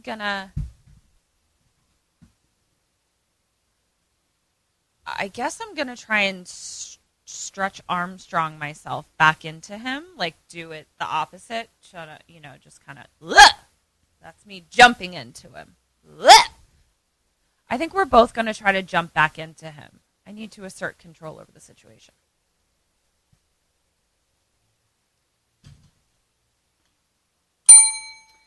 That's a point for him. Okay. He does kind of do that. Like, he basically reaches for Daniel, and when that happens, his wrist just falls off, like, his hand. Oh, or his no! His body separates at his wrist. Like, basically, his hand is trying to reach him, and then his hand just falls off. Oh, shit! Oh, and it's, like, kind of hanging on by a string, so he's like, and so he, like, puts it back together, kind of.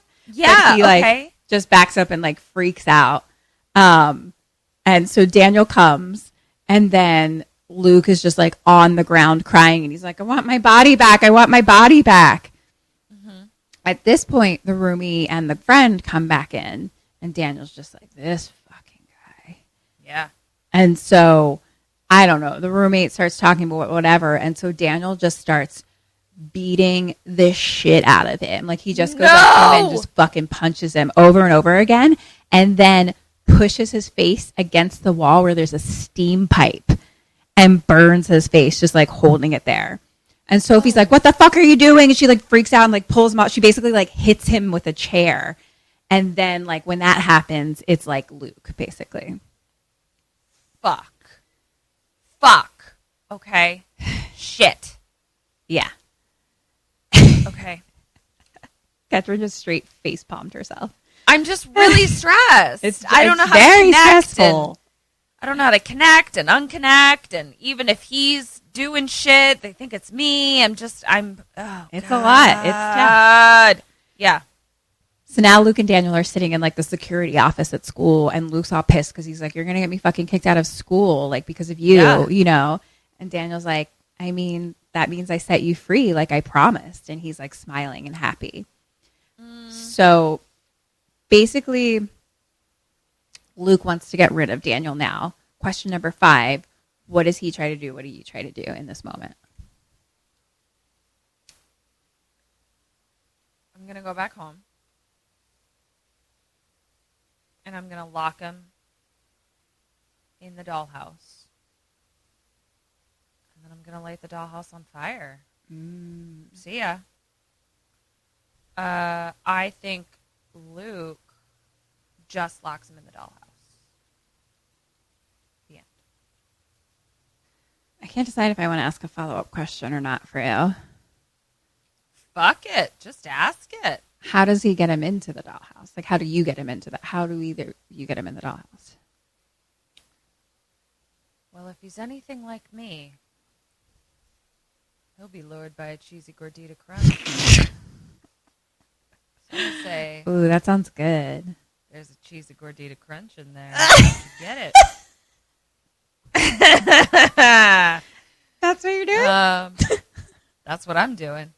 Go get that Cheesy Gordita Crunch. I know you like them because you're part me, and me is part you.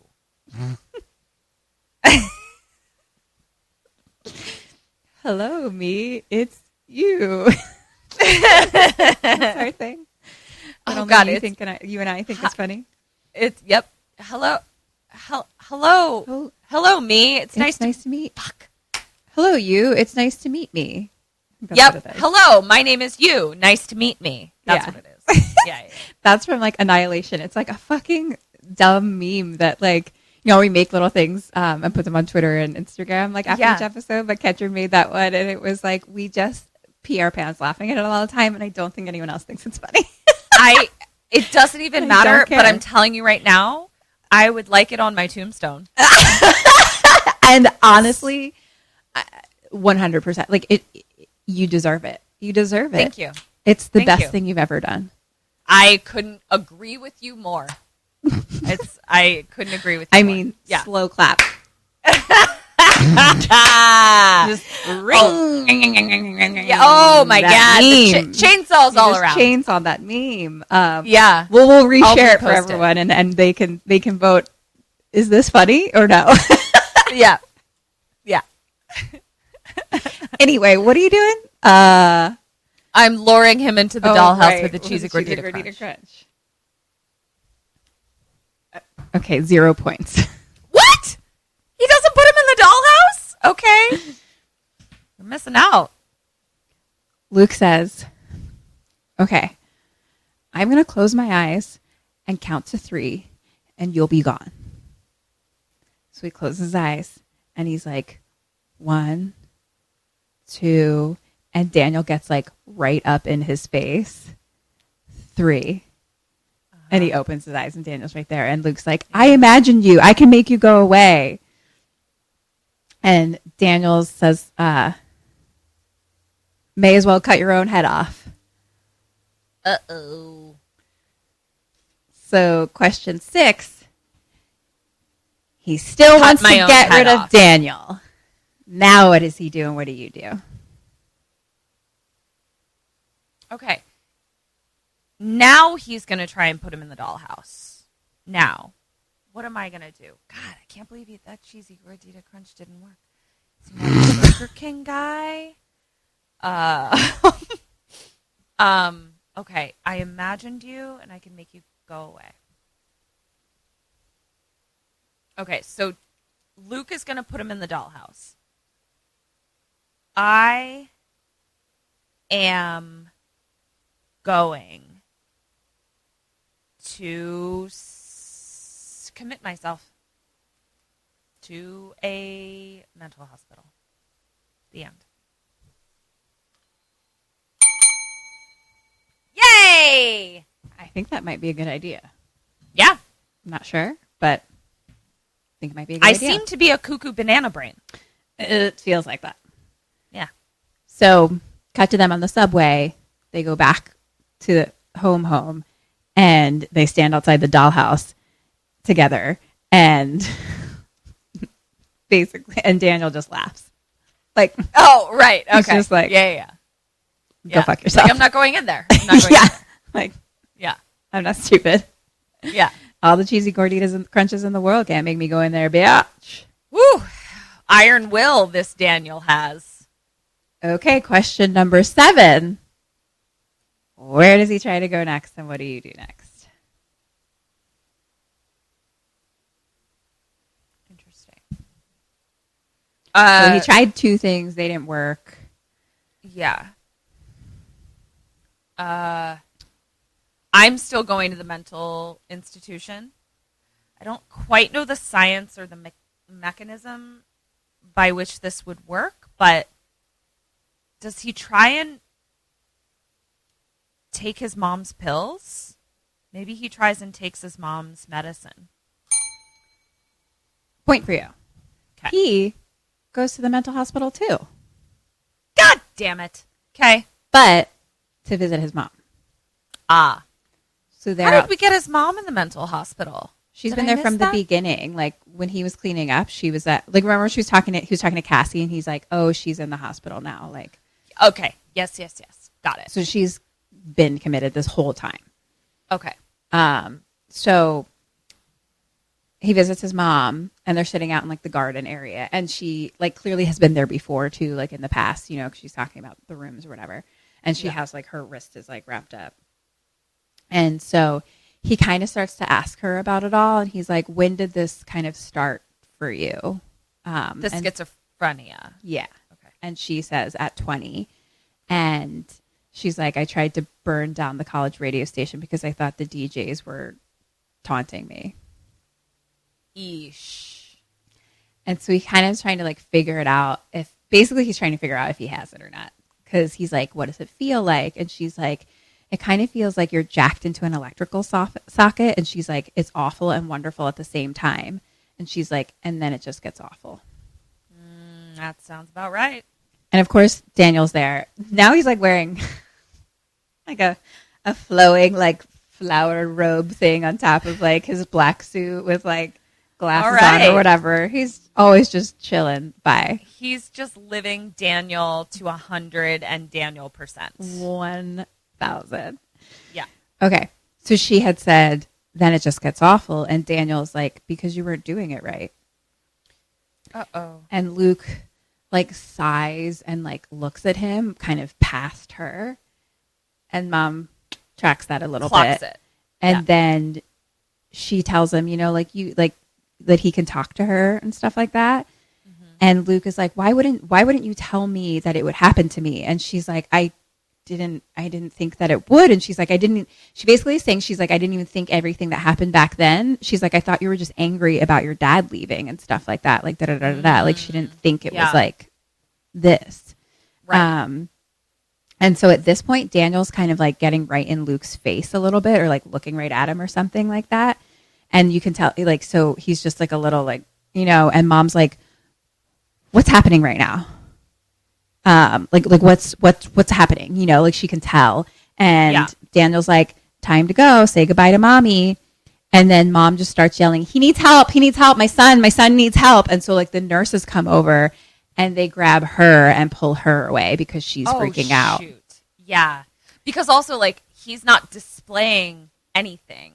Yeah. Okay. And he's the guest. She's the one that's locked in. So exactly.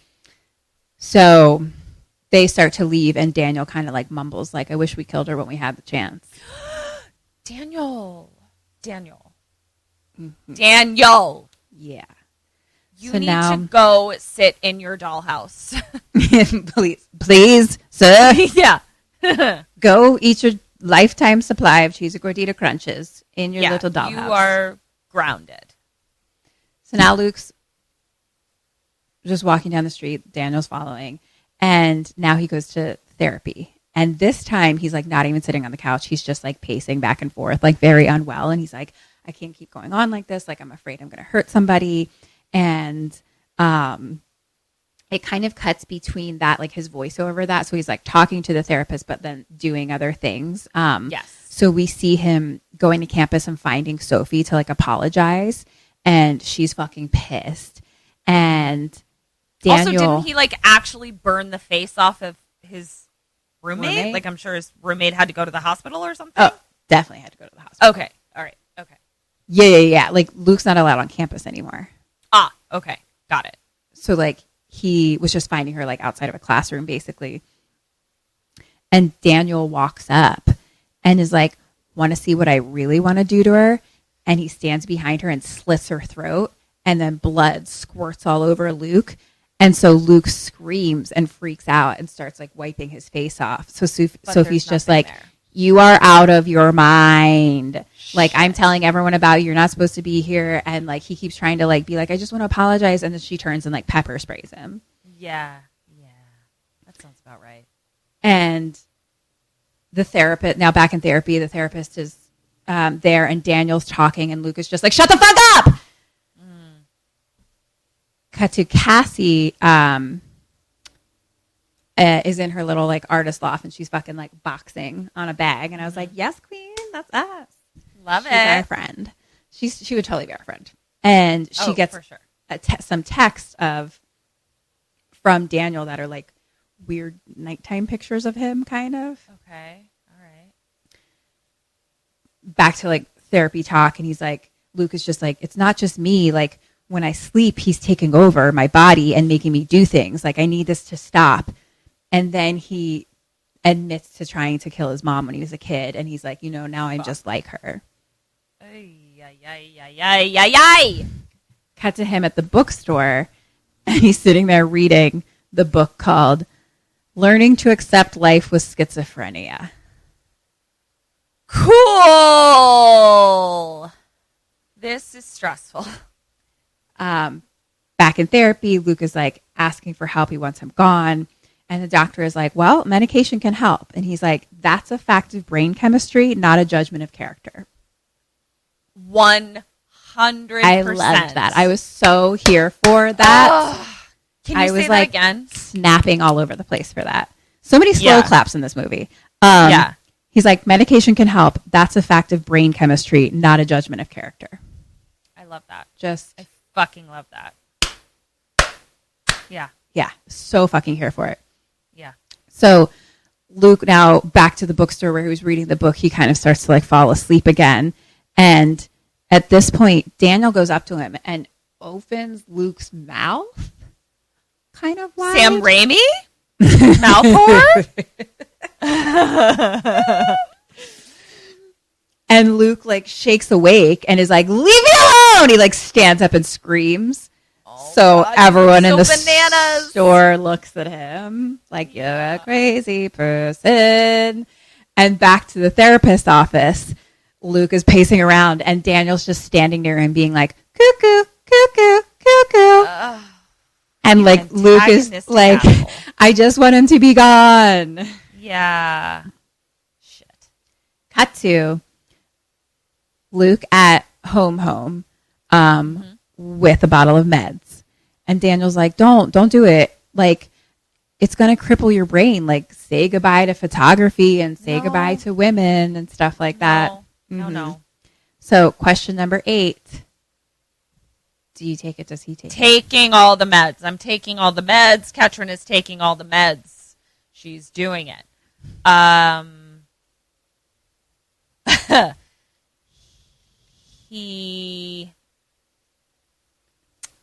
Poor little Luke. I think Luke gets talked out of it for a second. But no, let me be clear. I'm taking the prescribed medication as prescribed. Point for you. Okay. Does he take them? He puts them in his mouth, and Daniel's like, don't do it. And Luke drinks water and swallows. And then Daniel starts kind of like gagging a little bit. And we're in the kitchen, and he like falls over and kind of like passes out against like the cabinets. And so Luke like slowly kind of like looks down to his face to see. Daniel bites at him. Just like not really trying to bite him, but just like a fucking Val Kilmer Top Gun situation.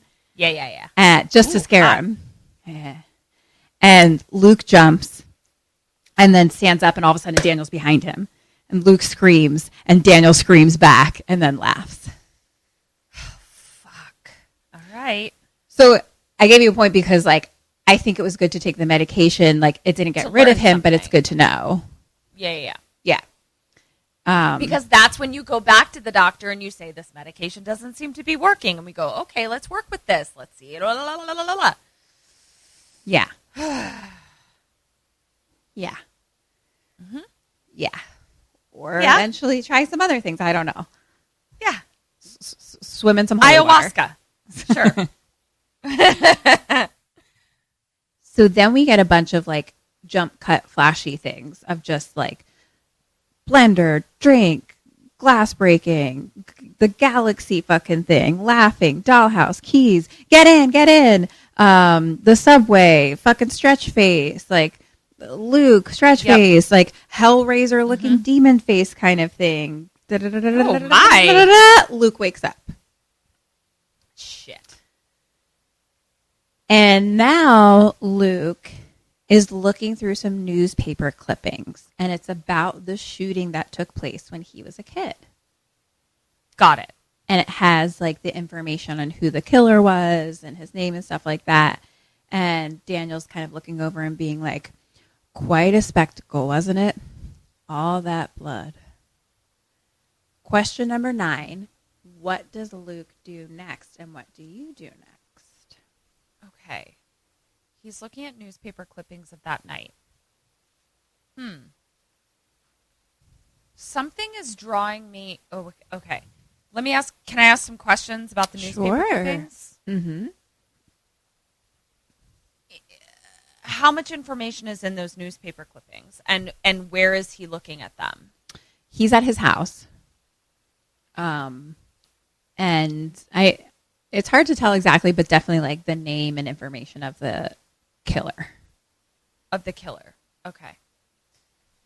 Well, why does his mom have them?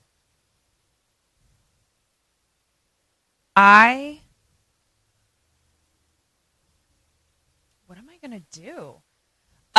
You know what? Mine is easy. I'm going to stick with committing myself. I'm still on the commit myself train. Okay. I feel like that's an easy train to be on, and I'm just going to, stay on that track. What the fuck does he do? Why is he looking at this shit? And I'm like, what's the twist? Like, is he the killer, or is his mom the killer in a schizophrenic break? But then it's also like, no, because then she'd be in jail. So, what? Fuck it. I'm gonna go talk to the.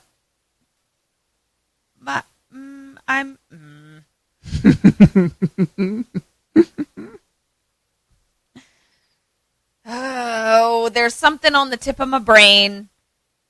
What is it? So I don't know. It's not fully formed. It's like I'm gonna go talk to my mom about that night. So I'm going to the mental hospital to commit myself. Luke is going to be like, Mom, how do you remember that night? Point for you. I don't know. Stick with that. Sounds like it might work. Yeah. He goes, it's nighttime now, and he's outside knocking on someone's door. And an old man answers, and he says, "Are you John Thigpen's father?" And he's like, "I need your help, please. Like, I was there when your son." And the dad is like, this. "You saw it?" And so he lets him in. Okay. So Luke starts telling him, "I think John and I might be similar." And he asks like how and kind of when they knew that something was wrong. And the dad talks about how they medicated him, but like it would get better, but then like it wouldn't last. He's like, It seemed like drawing seemed to help. Like he really liked drawing. And Luke was like, "Oh, do you have any of his drawings?" And the dad's like, "Yeah, there's one on the fridge." And so Luke goes into the kitchen. The dad picks up his phone and calls 911. Okay. On the fridge is like this drawing. So it's definitely like, looks like it's not like he's an artist or anything. Like it looks like I drew it or like a kid drew it, you know. I can see it very clearly. So it's like a big building. And there's like one guy on top and one guy on the bottom with like a shovel, basically. And Luke was like, and because Luke is like a little like, he's not calmly asking all these things. Like he's definitely like, right, really needs to know this information. And he's like, so did John have like an imaginary friends? Did he hear voices? And the dad was like, I mean, yeah, I think as like a kid. And the dad's kind of just like trying to calm him, being like, why don't you like sit down? Like, why don't you take a seat? You know? Yes. And Luke's just like, no. And the dad has experience with this. Yeah. And Luke is just like, I need to stop this. I need to stop this. And so dad is like, well, there's more drawings. I could show you those. Mm-hmm. So they go into John's room and Daniel's just in there fucking waiting for them, just chilling. And there's a whole bunch of drawings. Fucking Daniel. And dad is just kind of like trying to talk to him and like ask him questions and stuff. And Luke starts looking at different pictures. And there's like one that's like kind of like all colored black, but then there's a man in it who has like a bright red suit and like a face with like pokey stuff sticking out of the top. Uh-oh, I've seen that before. And then he's like kind of like moving through, and there's one that's like a castle, and there's like one guy on top and one guy on the bottom, and on the bottom it says John, his name, and the guy on the top written next to it is Daniel.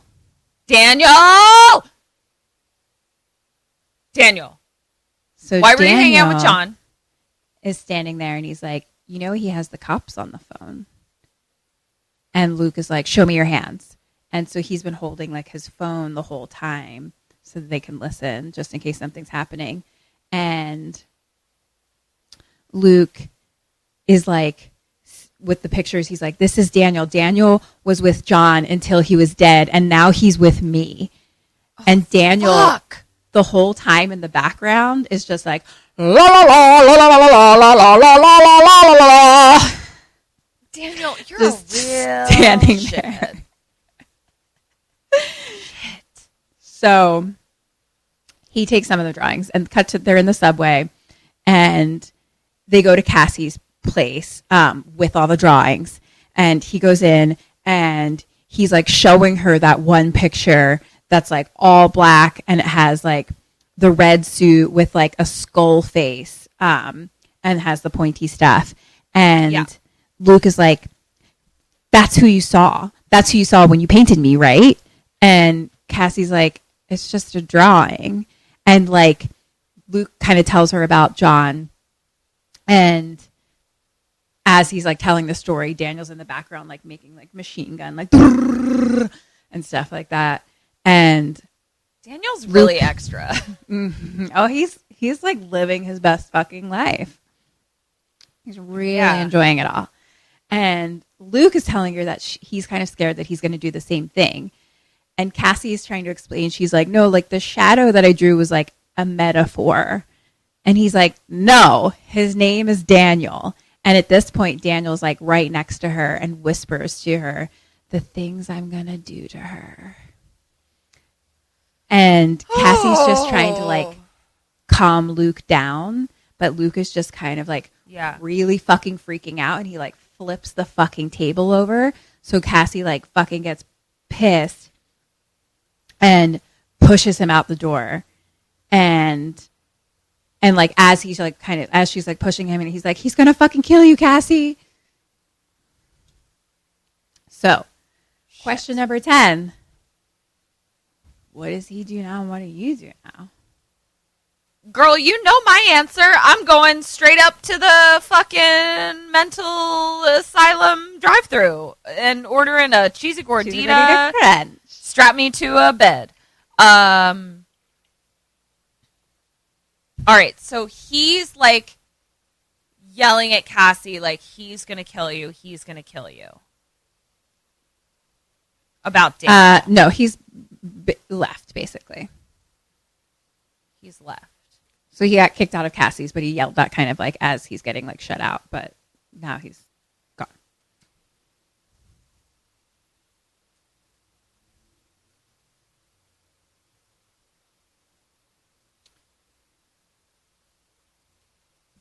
I don't feel like Luke feels like he has any allies. I'll be honest with you, like I'm super clear about like what I'm doing. I don't fully get Luke yet. He left Cassie's and he's gonna go somewhere. He's already gone to the hospital. Like as a storyteller, we're not gonna do that twice.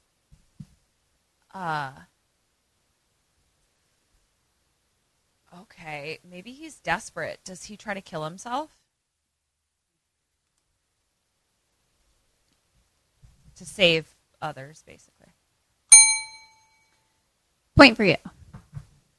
He goes to a payphone. I mean, I'm glad to know that I'm just always just go to the insane asylum. Excuse me, insane asylum, take me in, please. Great. We'll see. Oh, he goes to a payphone. And he's on it, and he's like, I can't go to sleep because he'll take over. I'm just like, I'm asking for help. And so the person on the other line says that he'll come to Luke's mom's house. Oh, it's his dad. Calls his dad. Shit. Okay. Calls his dad. It is not his dad. Oh. It is. So it's not his dad. It is Dr. Brown. Therapist extraordinaire. Dr. Brown. So it's Dr. Brown. So he calls Dr. Brown. Yes. Mm-hmm. So just as I thought. Calls Dr. Brown. Correct. You got it. You're right. You got it. I believe in you. So Dr. Brown gets out of the car, and like as he's walking into Mom's house, like creepy devil music is playing. So now they're in the living room, and he's like, the pills don't work. And the doctor is like, well, I try not to depend on like entirely on Western medicine because, you know, the mind reflects the environment. This was the world when all of this started, the world that you were in when all of this started. He's like, I want to hear what Daniel has to say.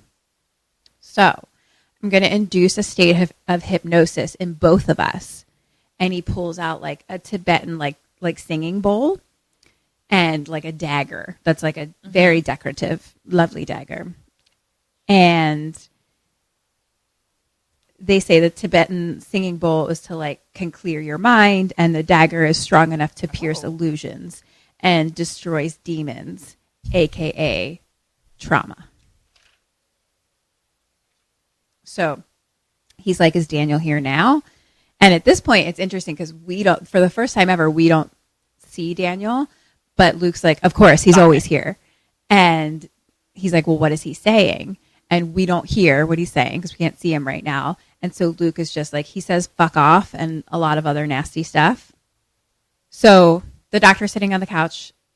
There's a chaise lounge like across from him. And that's where Luke lies down. And he tells Luke, close your eyes and go inside this sound. And he starts the bowl. Oh, that sounds really relaxing. I love a good singing bowl. Oh my God, me too. So Luke closes his eyes and the doctor says to him, fear and loneliness are some of the most powerful enemies. They can grow inside of us until they rule every thought. The mind will do anything to avoid just how alone it is. Got it. So the bowl's, Ain't that the truth? right? The bowl's going the whole time. And the doctor says, Luke, can you hear me? Luke, I am your... And... Wow, did Kim just give us a Star Wars reference? I did. I think she did. Okay. I did. I've seen the originals. All right. The classics. And so Luke, still with his eyes closed, is like, says he can hear him in like the distance, kind of, you know. Mm-hmm. And the doctor says, follow the sound of my voice. And the doctor says, Daniel, like, come talk to me, basically. Okay. At this point, Luke's starts moving around a little bit. Like, he's still like, he's under like hypnosis now, but like, yeah, his I don't know. It's like his face starts like moving a little bit, like shaking a little bit. And then his eyes open and roll to the back of his head. And then his face kind of starts shaking. Oh no. And, that's all happening. So the doctor is like, Daniel, talk to me. Daniel, talk to me. He's like, Daniel. About what? Ah! Daniel's right next to the doctor. The doctor jumps up. He can hear Daniel. No! He can hear. Luke is still asleep on the chase. Fuck. And he can see Daniel. Shit. So they're like hypnosed together or something. I don't know what the fuck's going on. So I'm not prepared for this. Yeah, well, I wasn't either. So the doctor's inside somewhere. I don't know what the fuck's going on, but whatever. He can now see them both. Daniel says that Luke is weak, and he's lonely, and he's nothing without me. And the doctor asks, like, what are you? What are you? Daniel says, just a traveler searching for a home. Oh, okay, so a demon. Got it. And at this point, he grabs Luke's mouth. Remember, he kind of tried to do this before and starts to like pull it open. Oh, yes. But now Luke can't wake up. So he grabs his mouth and he pulls it open, like unhinges his jaw. Ow. And pulls his jaw all the way down to like his belly button. No, thank you. And then he goes and climbs on in. Dive on in there, Daniel. Swan dives inside Luke's mouth. The doctor is freaking out. So he grabs the dagger and is like holding it all scared. At this point, Daniel's gone all the way inside and Luke's back to normal looking, asleep on the chase. And then Luke opens his eyes and just sideways looks at the doctor, like smiling with fucking like smirky, creepy eyes. Get your smirky, creepy eyes out of here, Daniel. Calm as fuck. So like now he's inside Luke. So this is why fucking Miles Robbins is like an amazing actor, because now it's his body as Daniel. shit. And so Okay. normal cute Luke is suddenly like a fucking sociopath. So And like a little bit hot. A little bit hotter. Yeah, it's a little bit hot. Yeah. So Daniel Luke grabs the dagger out of doctor's hand and stabs the doctor in the gut. Oh, God damn it! He falls down. He fucking gets on top of him and fucking Sammy style, except backwards wrongs, stabs forever. No, that's not the way the stab forever is supposed to go. Yeah, It's supposed to be the other way. The other way. That's the backwards way. This Shoot. Nope. Oh, no. Backward stabs So- forever. Cut to morning. Luke wakes up on the chase and slowly looks over. We can't see. The doctor's dead body is on the carpet Sure. with like That's blood not a and sight you guts wanna wake up to. everywhere. Yeah, you don't want to wake up to that. So now he gets up and looks in the mirror. And in the corner behind him is a creepy kind of like almost modern Hellraiser looking demon. So this is Okay. kind of like skull face guy with pointy stuff on top With pointy or stuff. pokey stuff. Okay. And But he's Scully looking. Scully looking. Yeah. Okay. And Scully comes towards him from And Mulder is not far behind. exactly. You were on it. Thank you. And Scully says, I am the abyss. Oh, gosh. And then I'm tired of the abyss. he starts saying, get in, get in, get in, get in, get in, and like right up into his face. And then it cuts to Luke in that, like, kind of like they switched positions, basically. No more Scully face is gone. Mm-hmm. And now Luke is just whispering, get in, get in, get in, get in, to nothing. Oh, no. You look so crazy. And then he looks in the mirror, and there's just a voiceover, and he says, behold your castle, sire. Cut to Luke. Luke is stuck inside the dollhouse. Oh. With like the blinking yellow and red lights, and he's banging on the same door. No. That's why before we were in the dollhouse and we heard, help me, help me. Well, Oh, she says. I don't want to say too much. That's all I'll say. Yep. Okay. So now officially, so Luke is stuck in the dollhouse. Yes. Luke's body is in his regular house, but it's Daniel Yes. inside.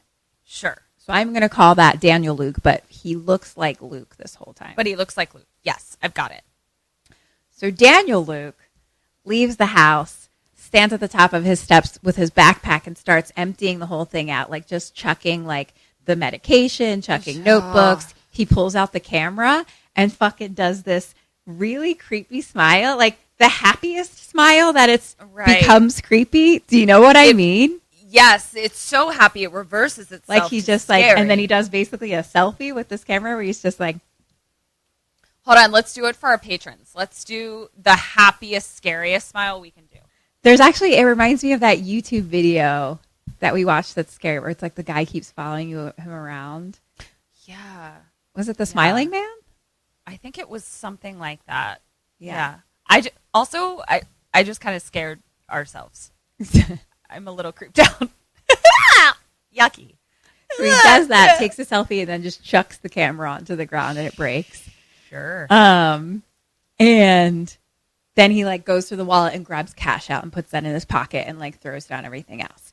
And then just starts walking down the street in his fucking regular Luke clothes of t-shirt and jeans that have some blood on it. A little bit of dried blood, old blood, you know. Okay. But even as he's walking down the streets, he starts like tucking his shirt in. Right. To be more Lukey. More Daniel-y.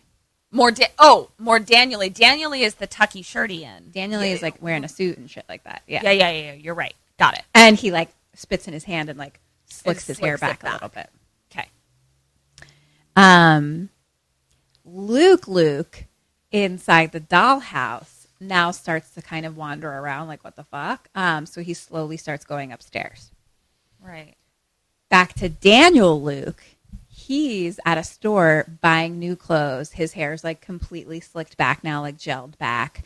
And he buys like a bright red suit and like stares at himself in the mirror and kind of practices smiling. So he doesn't look like a fucking creep.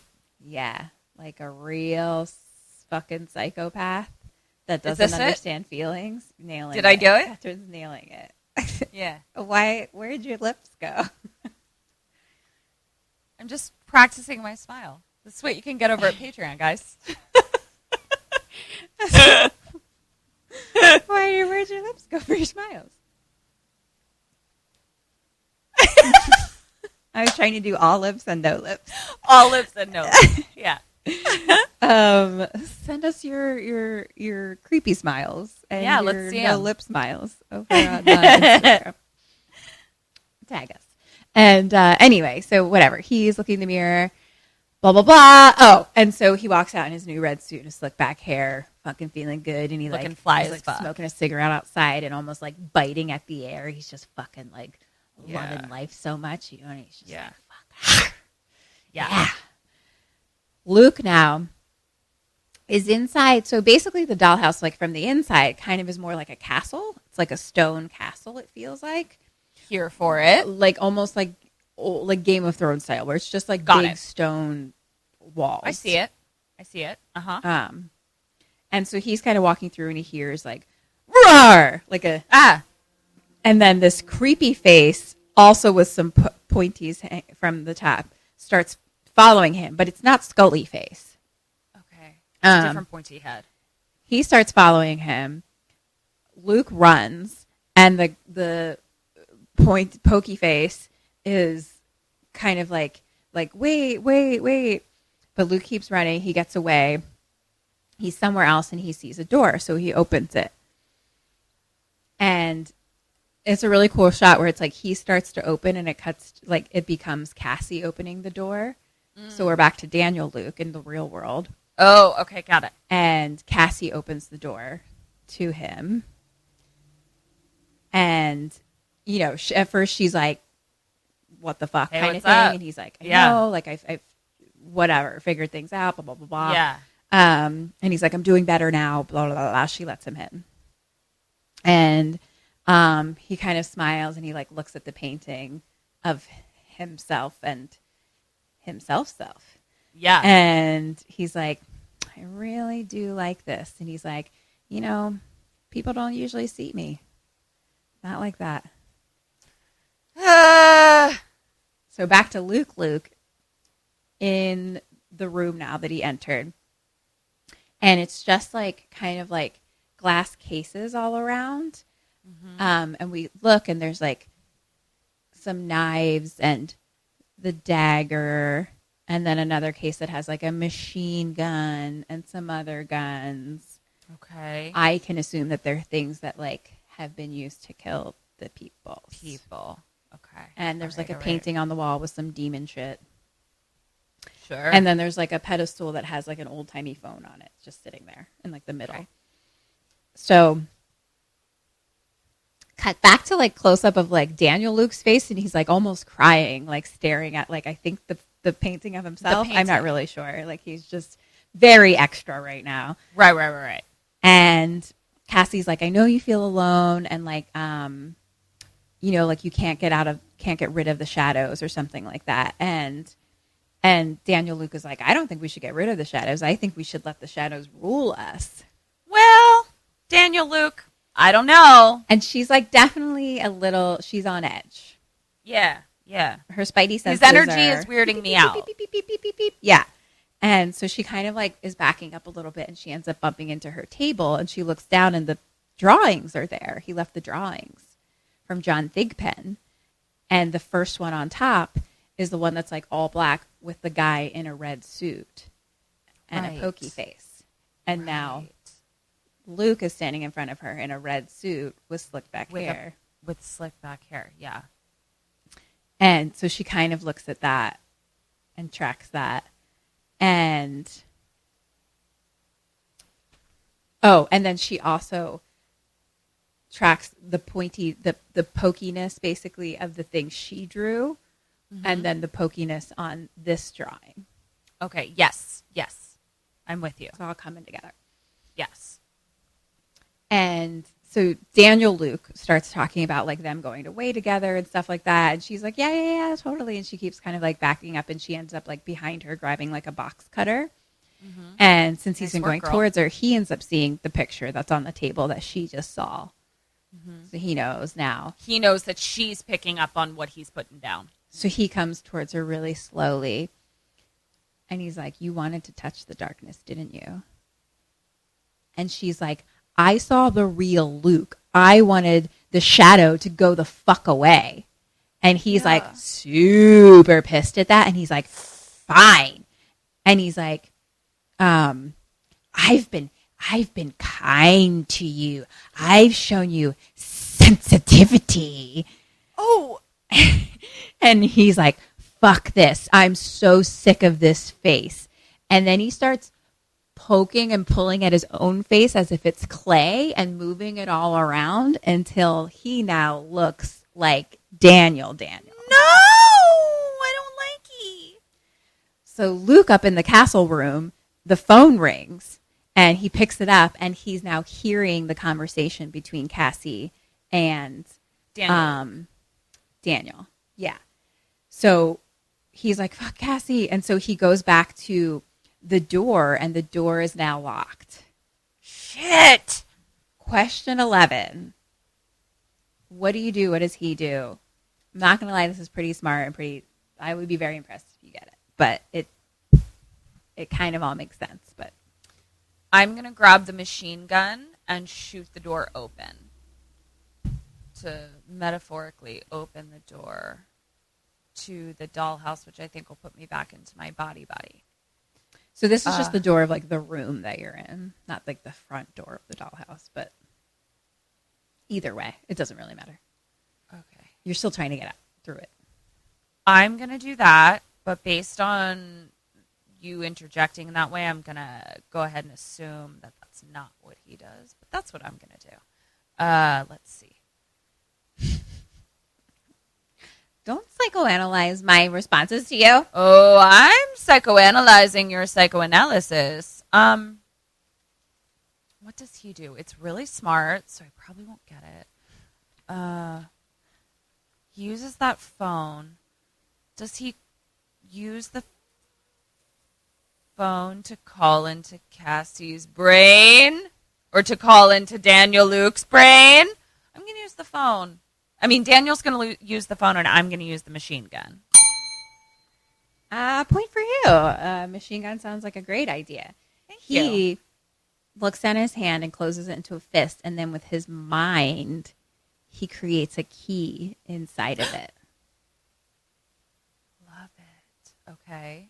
Cut back to Cassie. She slices the box cutter at Daniel, misses. He throws her up against a wall. She hits him with a fucking painting or some shit, or paint can, and then runs out into the hallway of like the building. He chases. She slams him against the wall and like kicks him down the steps, so he falls down the stairs. So she runs to the other doorway to go basically upstairs to the roof. Yes. Back to Luke. He puts the key and opens the door. A brick wall is behind it. God damn it. And then behind him, pokey face, not Shelly guy, starts to come after him and like roars at him. And Luke breaks the glass and grabs the dagger from the case and stabs the guy. Okay, great.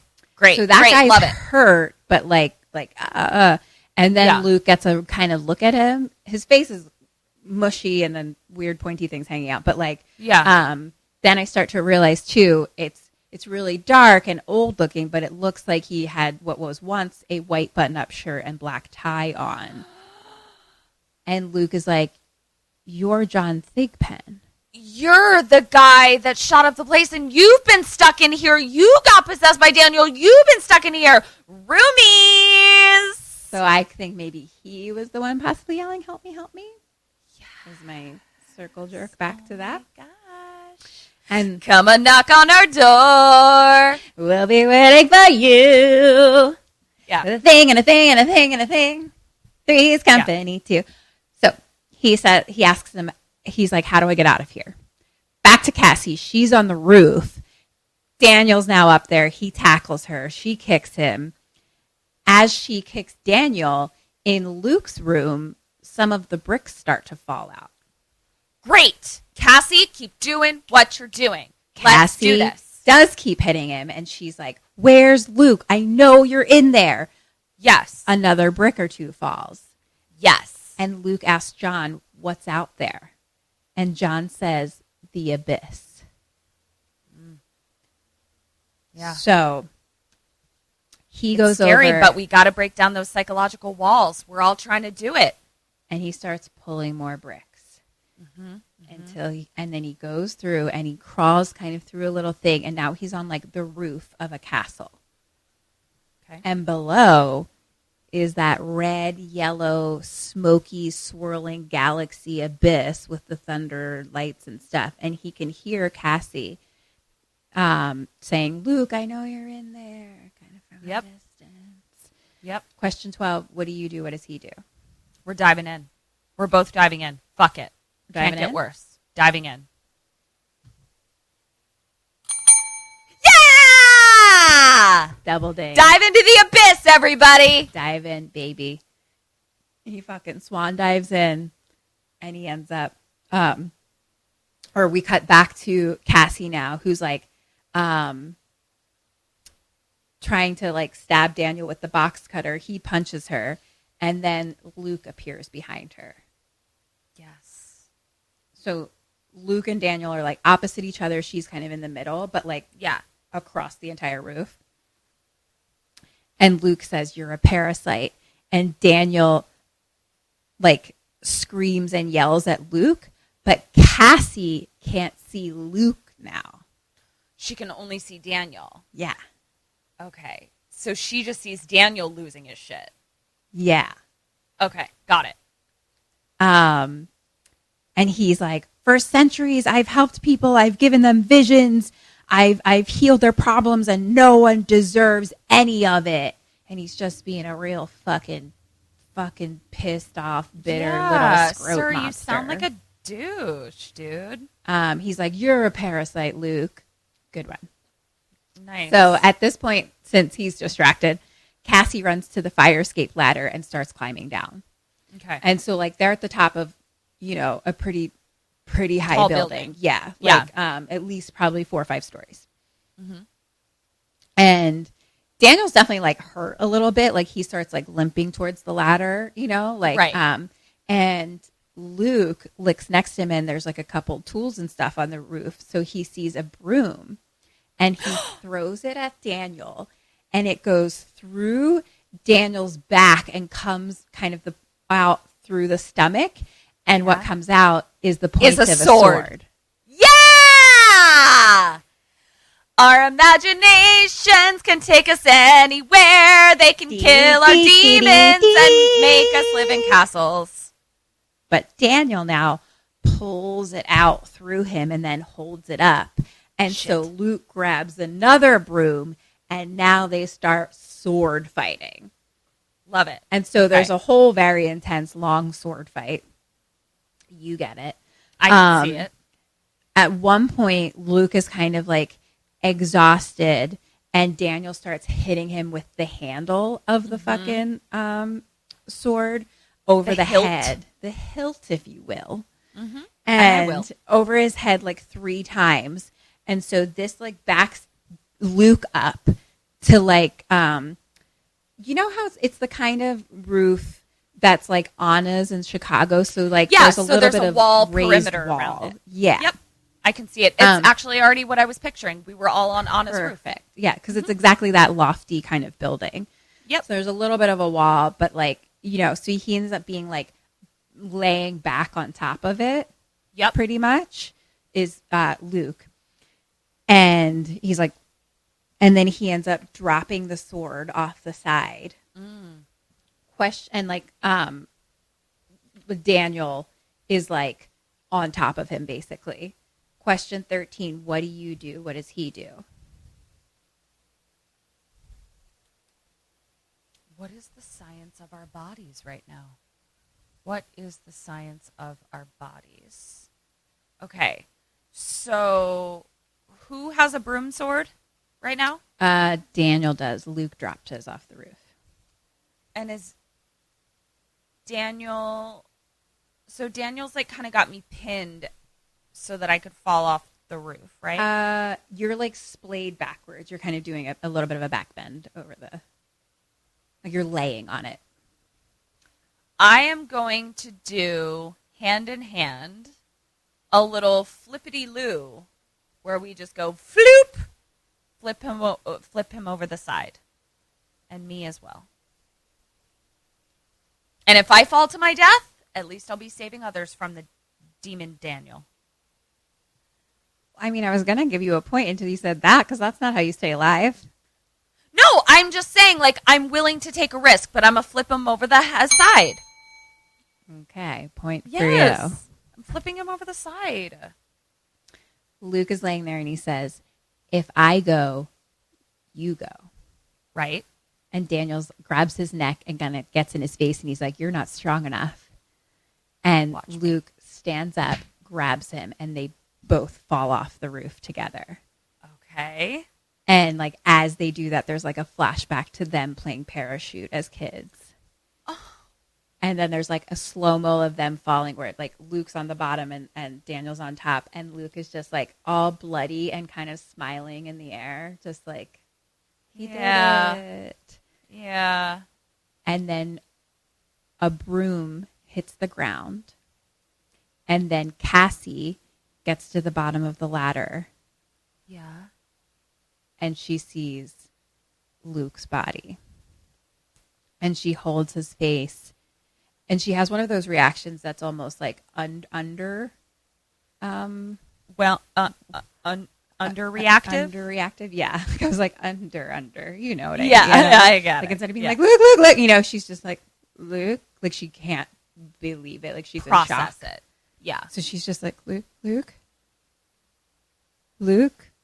like to the point where I'm just like, she's like trying to almost like wake him up, you know? Wake up a dead body. Yeah. And then she just like looks at the ground and she sits next to him and like kind of like lays back onto the ground. And then we do a bird's eye view and we actually see his full body now. So she's like, they're laying like head to toe basically. And his one leg is like completely bent, but he's like on his back. But like, so all we saw was like his face before, but now we see the ground and the head, like there's just blood and like brains like sprayed across the ground. So like, yeah, he's a goner. yeah.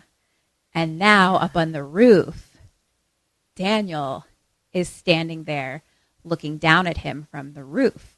And this starts being a little flashy faceness of like flashy in between Daniel's face and Scully face with the pokies.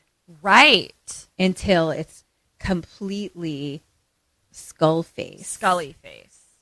And then now Scully face is actually standing on top of the castle roof. And he dives off the castle roof. Shit. Cut to black. Well, that didn't work out the way I was hoping. Well, shit. Demon Daniel won. Crap. What are my points? Terrible. I mean, technically Luke was right. Like Luke killed them both. Right. If we are to posit that he is in fact a demon. I mean, right? And Isn't he's he? not just schizophrenic. Oh, well, no. So What did you...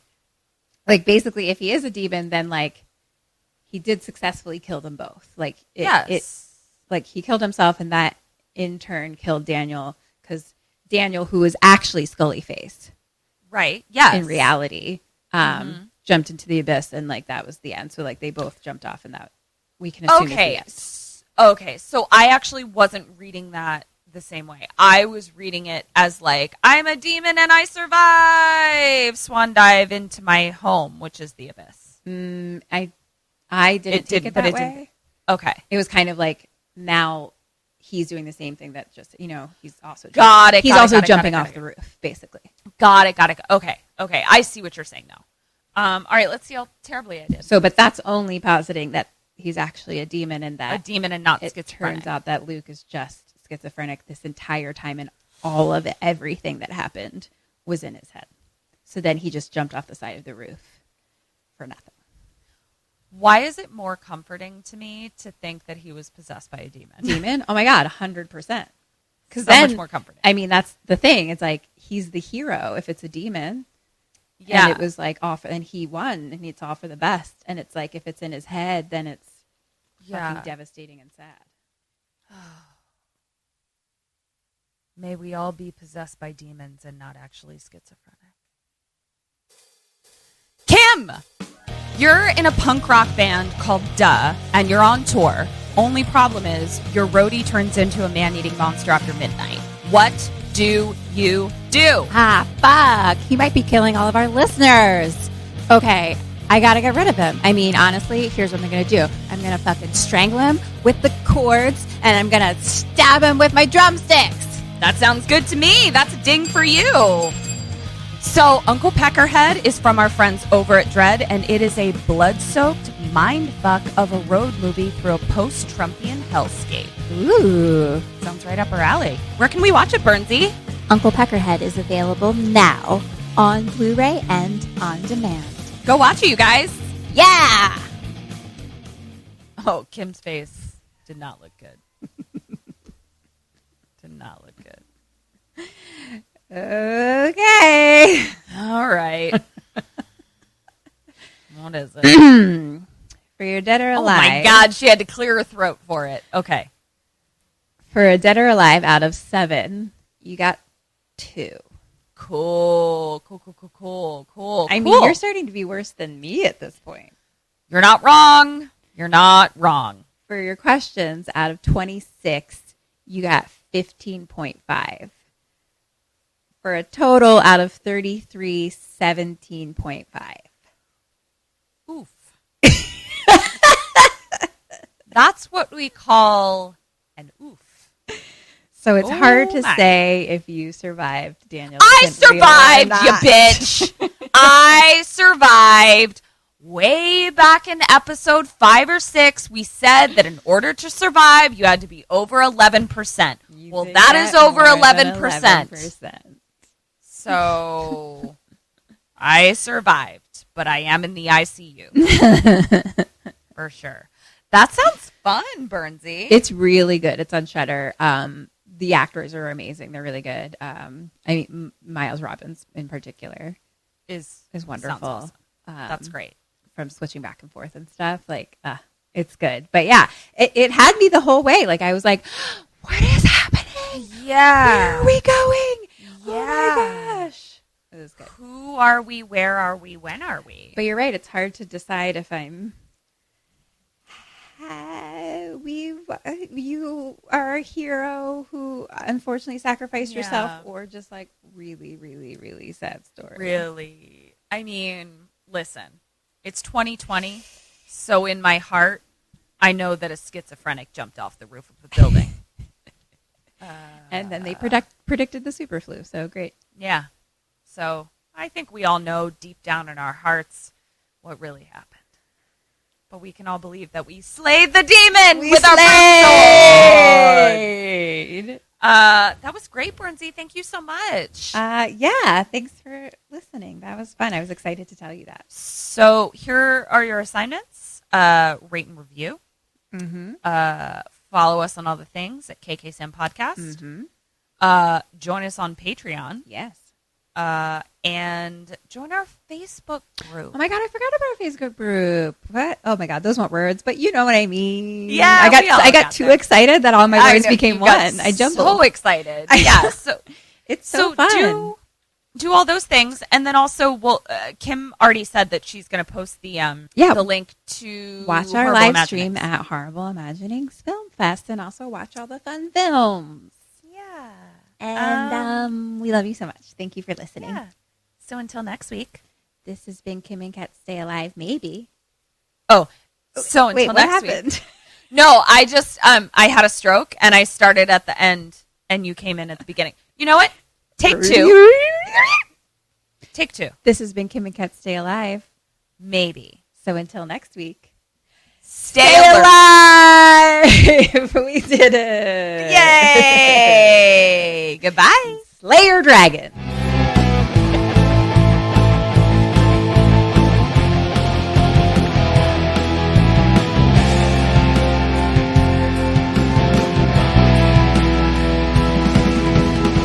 Come and knock on our door. We'll be waiting for you. Yeah. With a thing and a thing and a thing and a thing. Three's company too.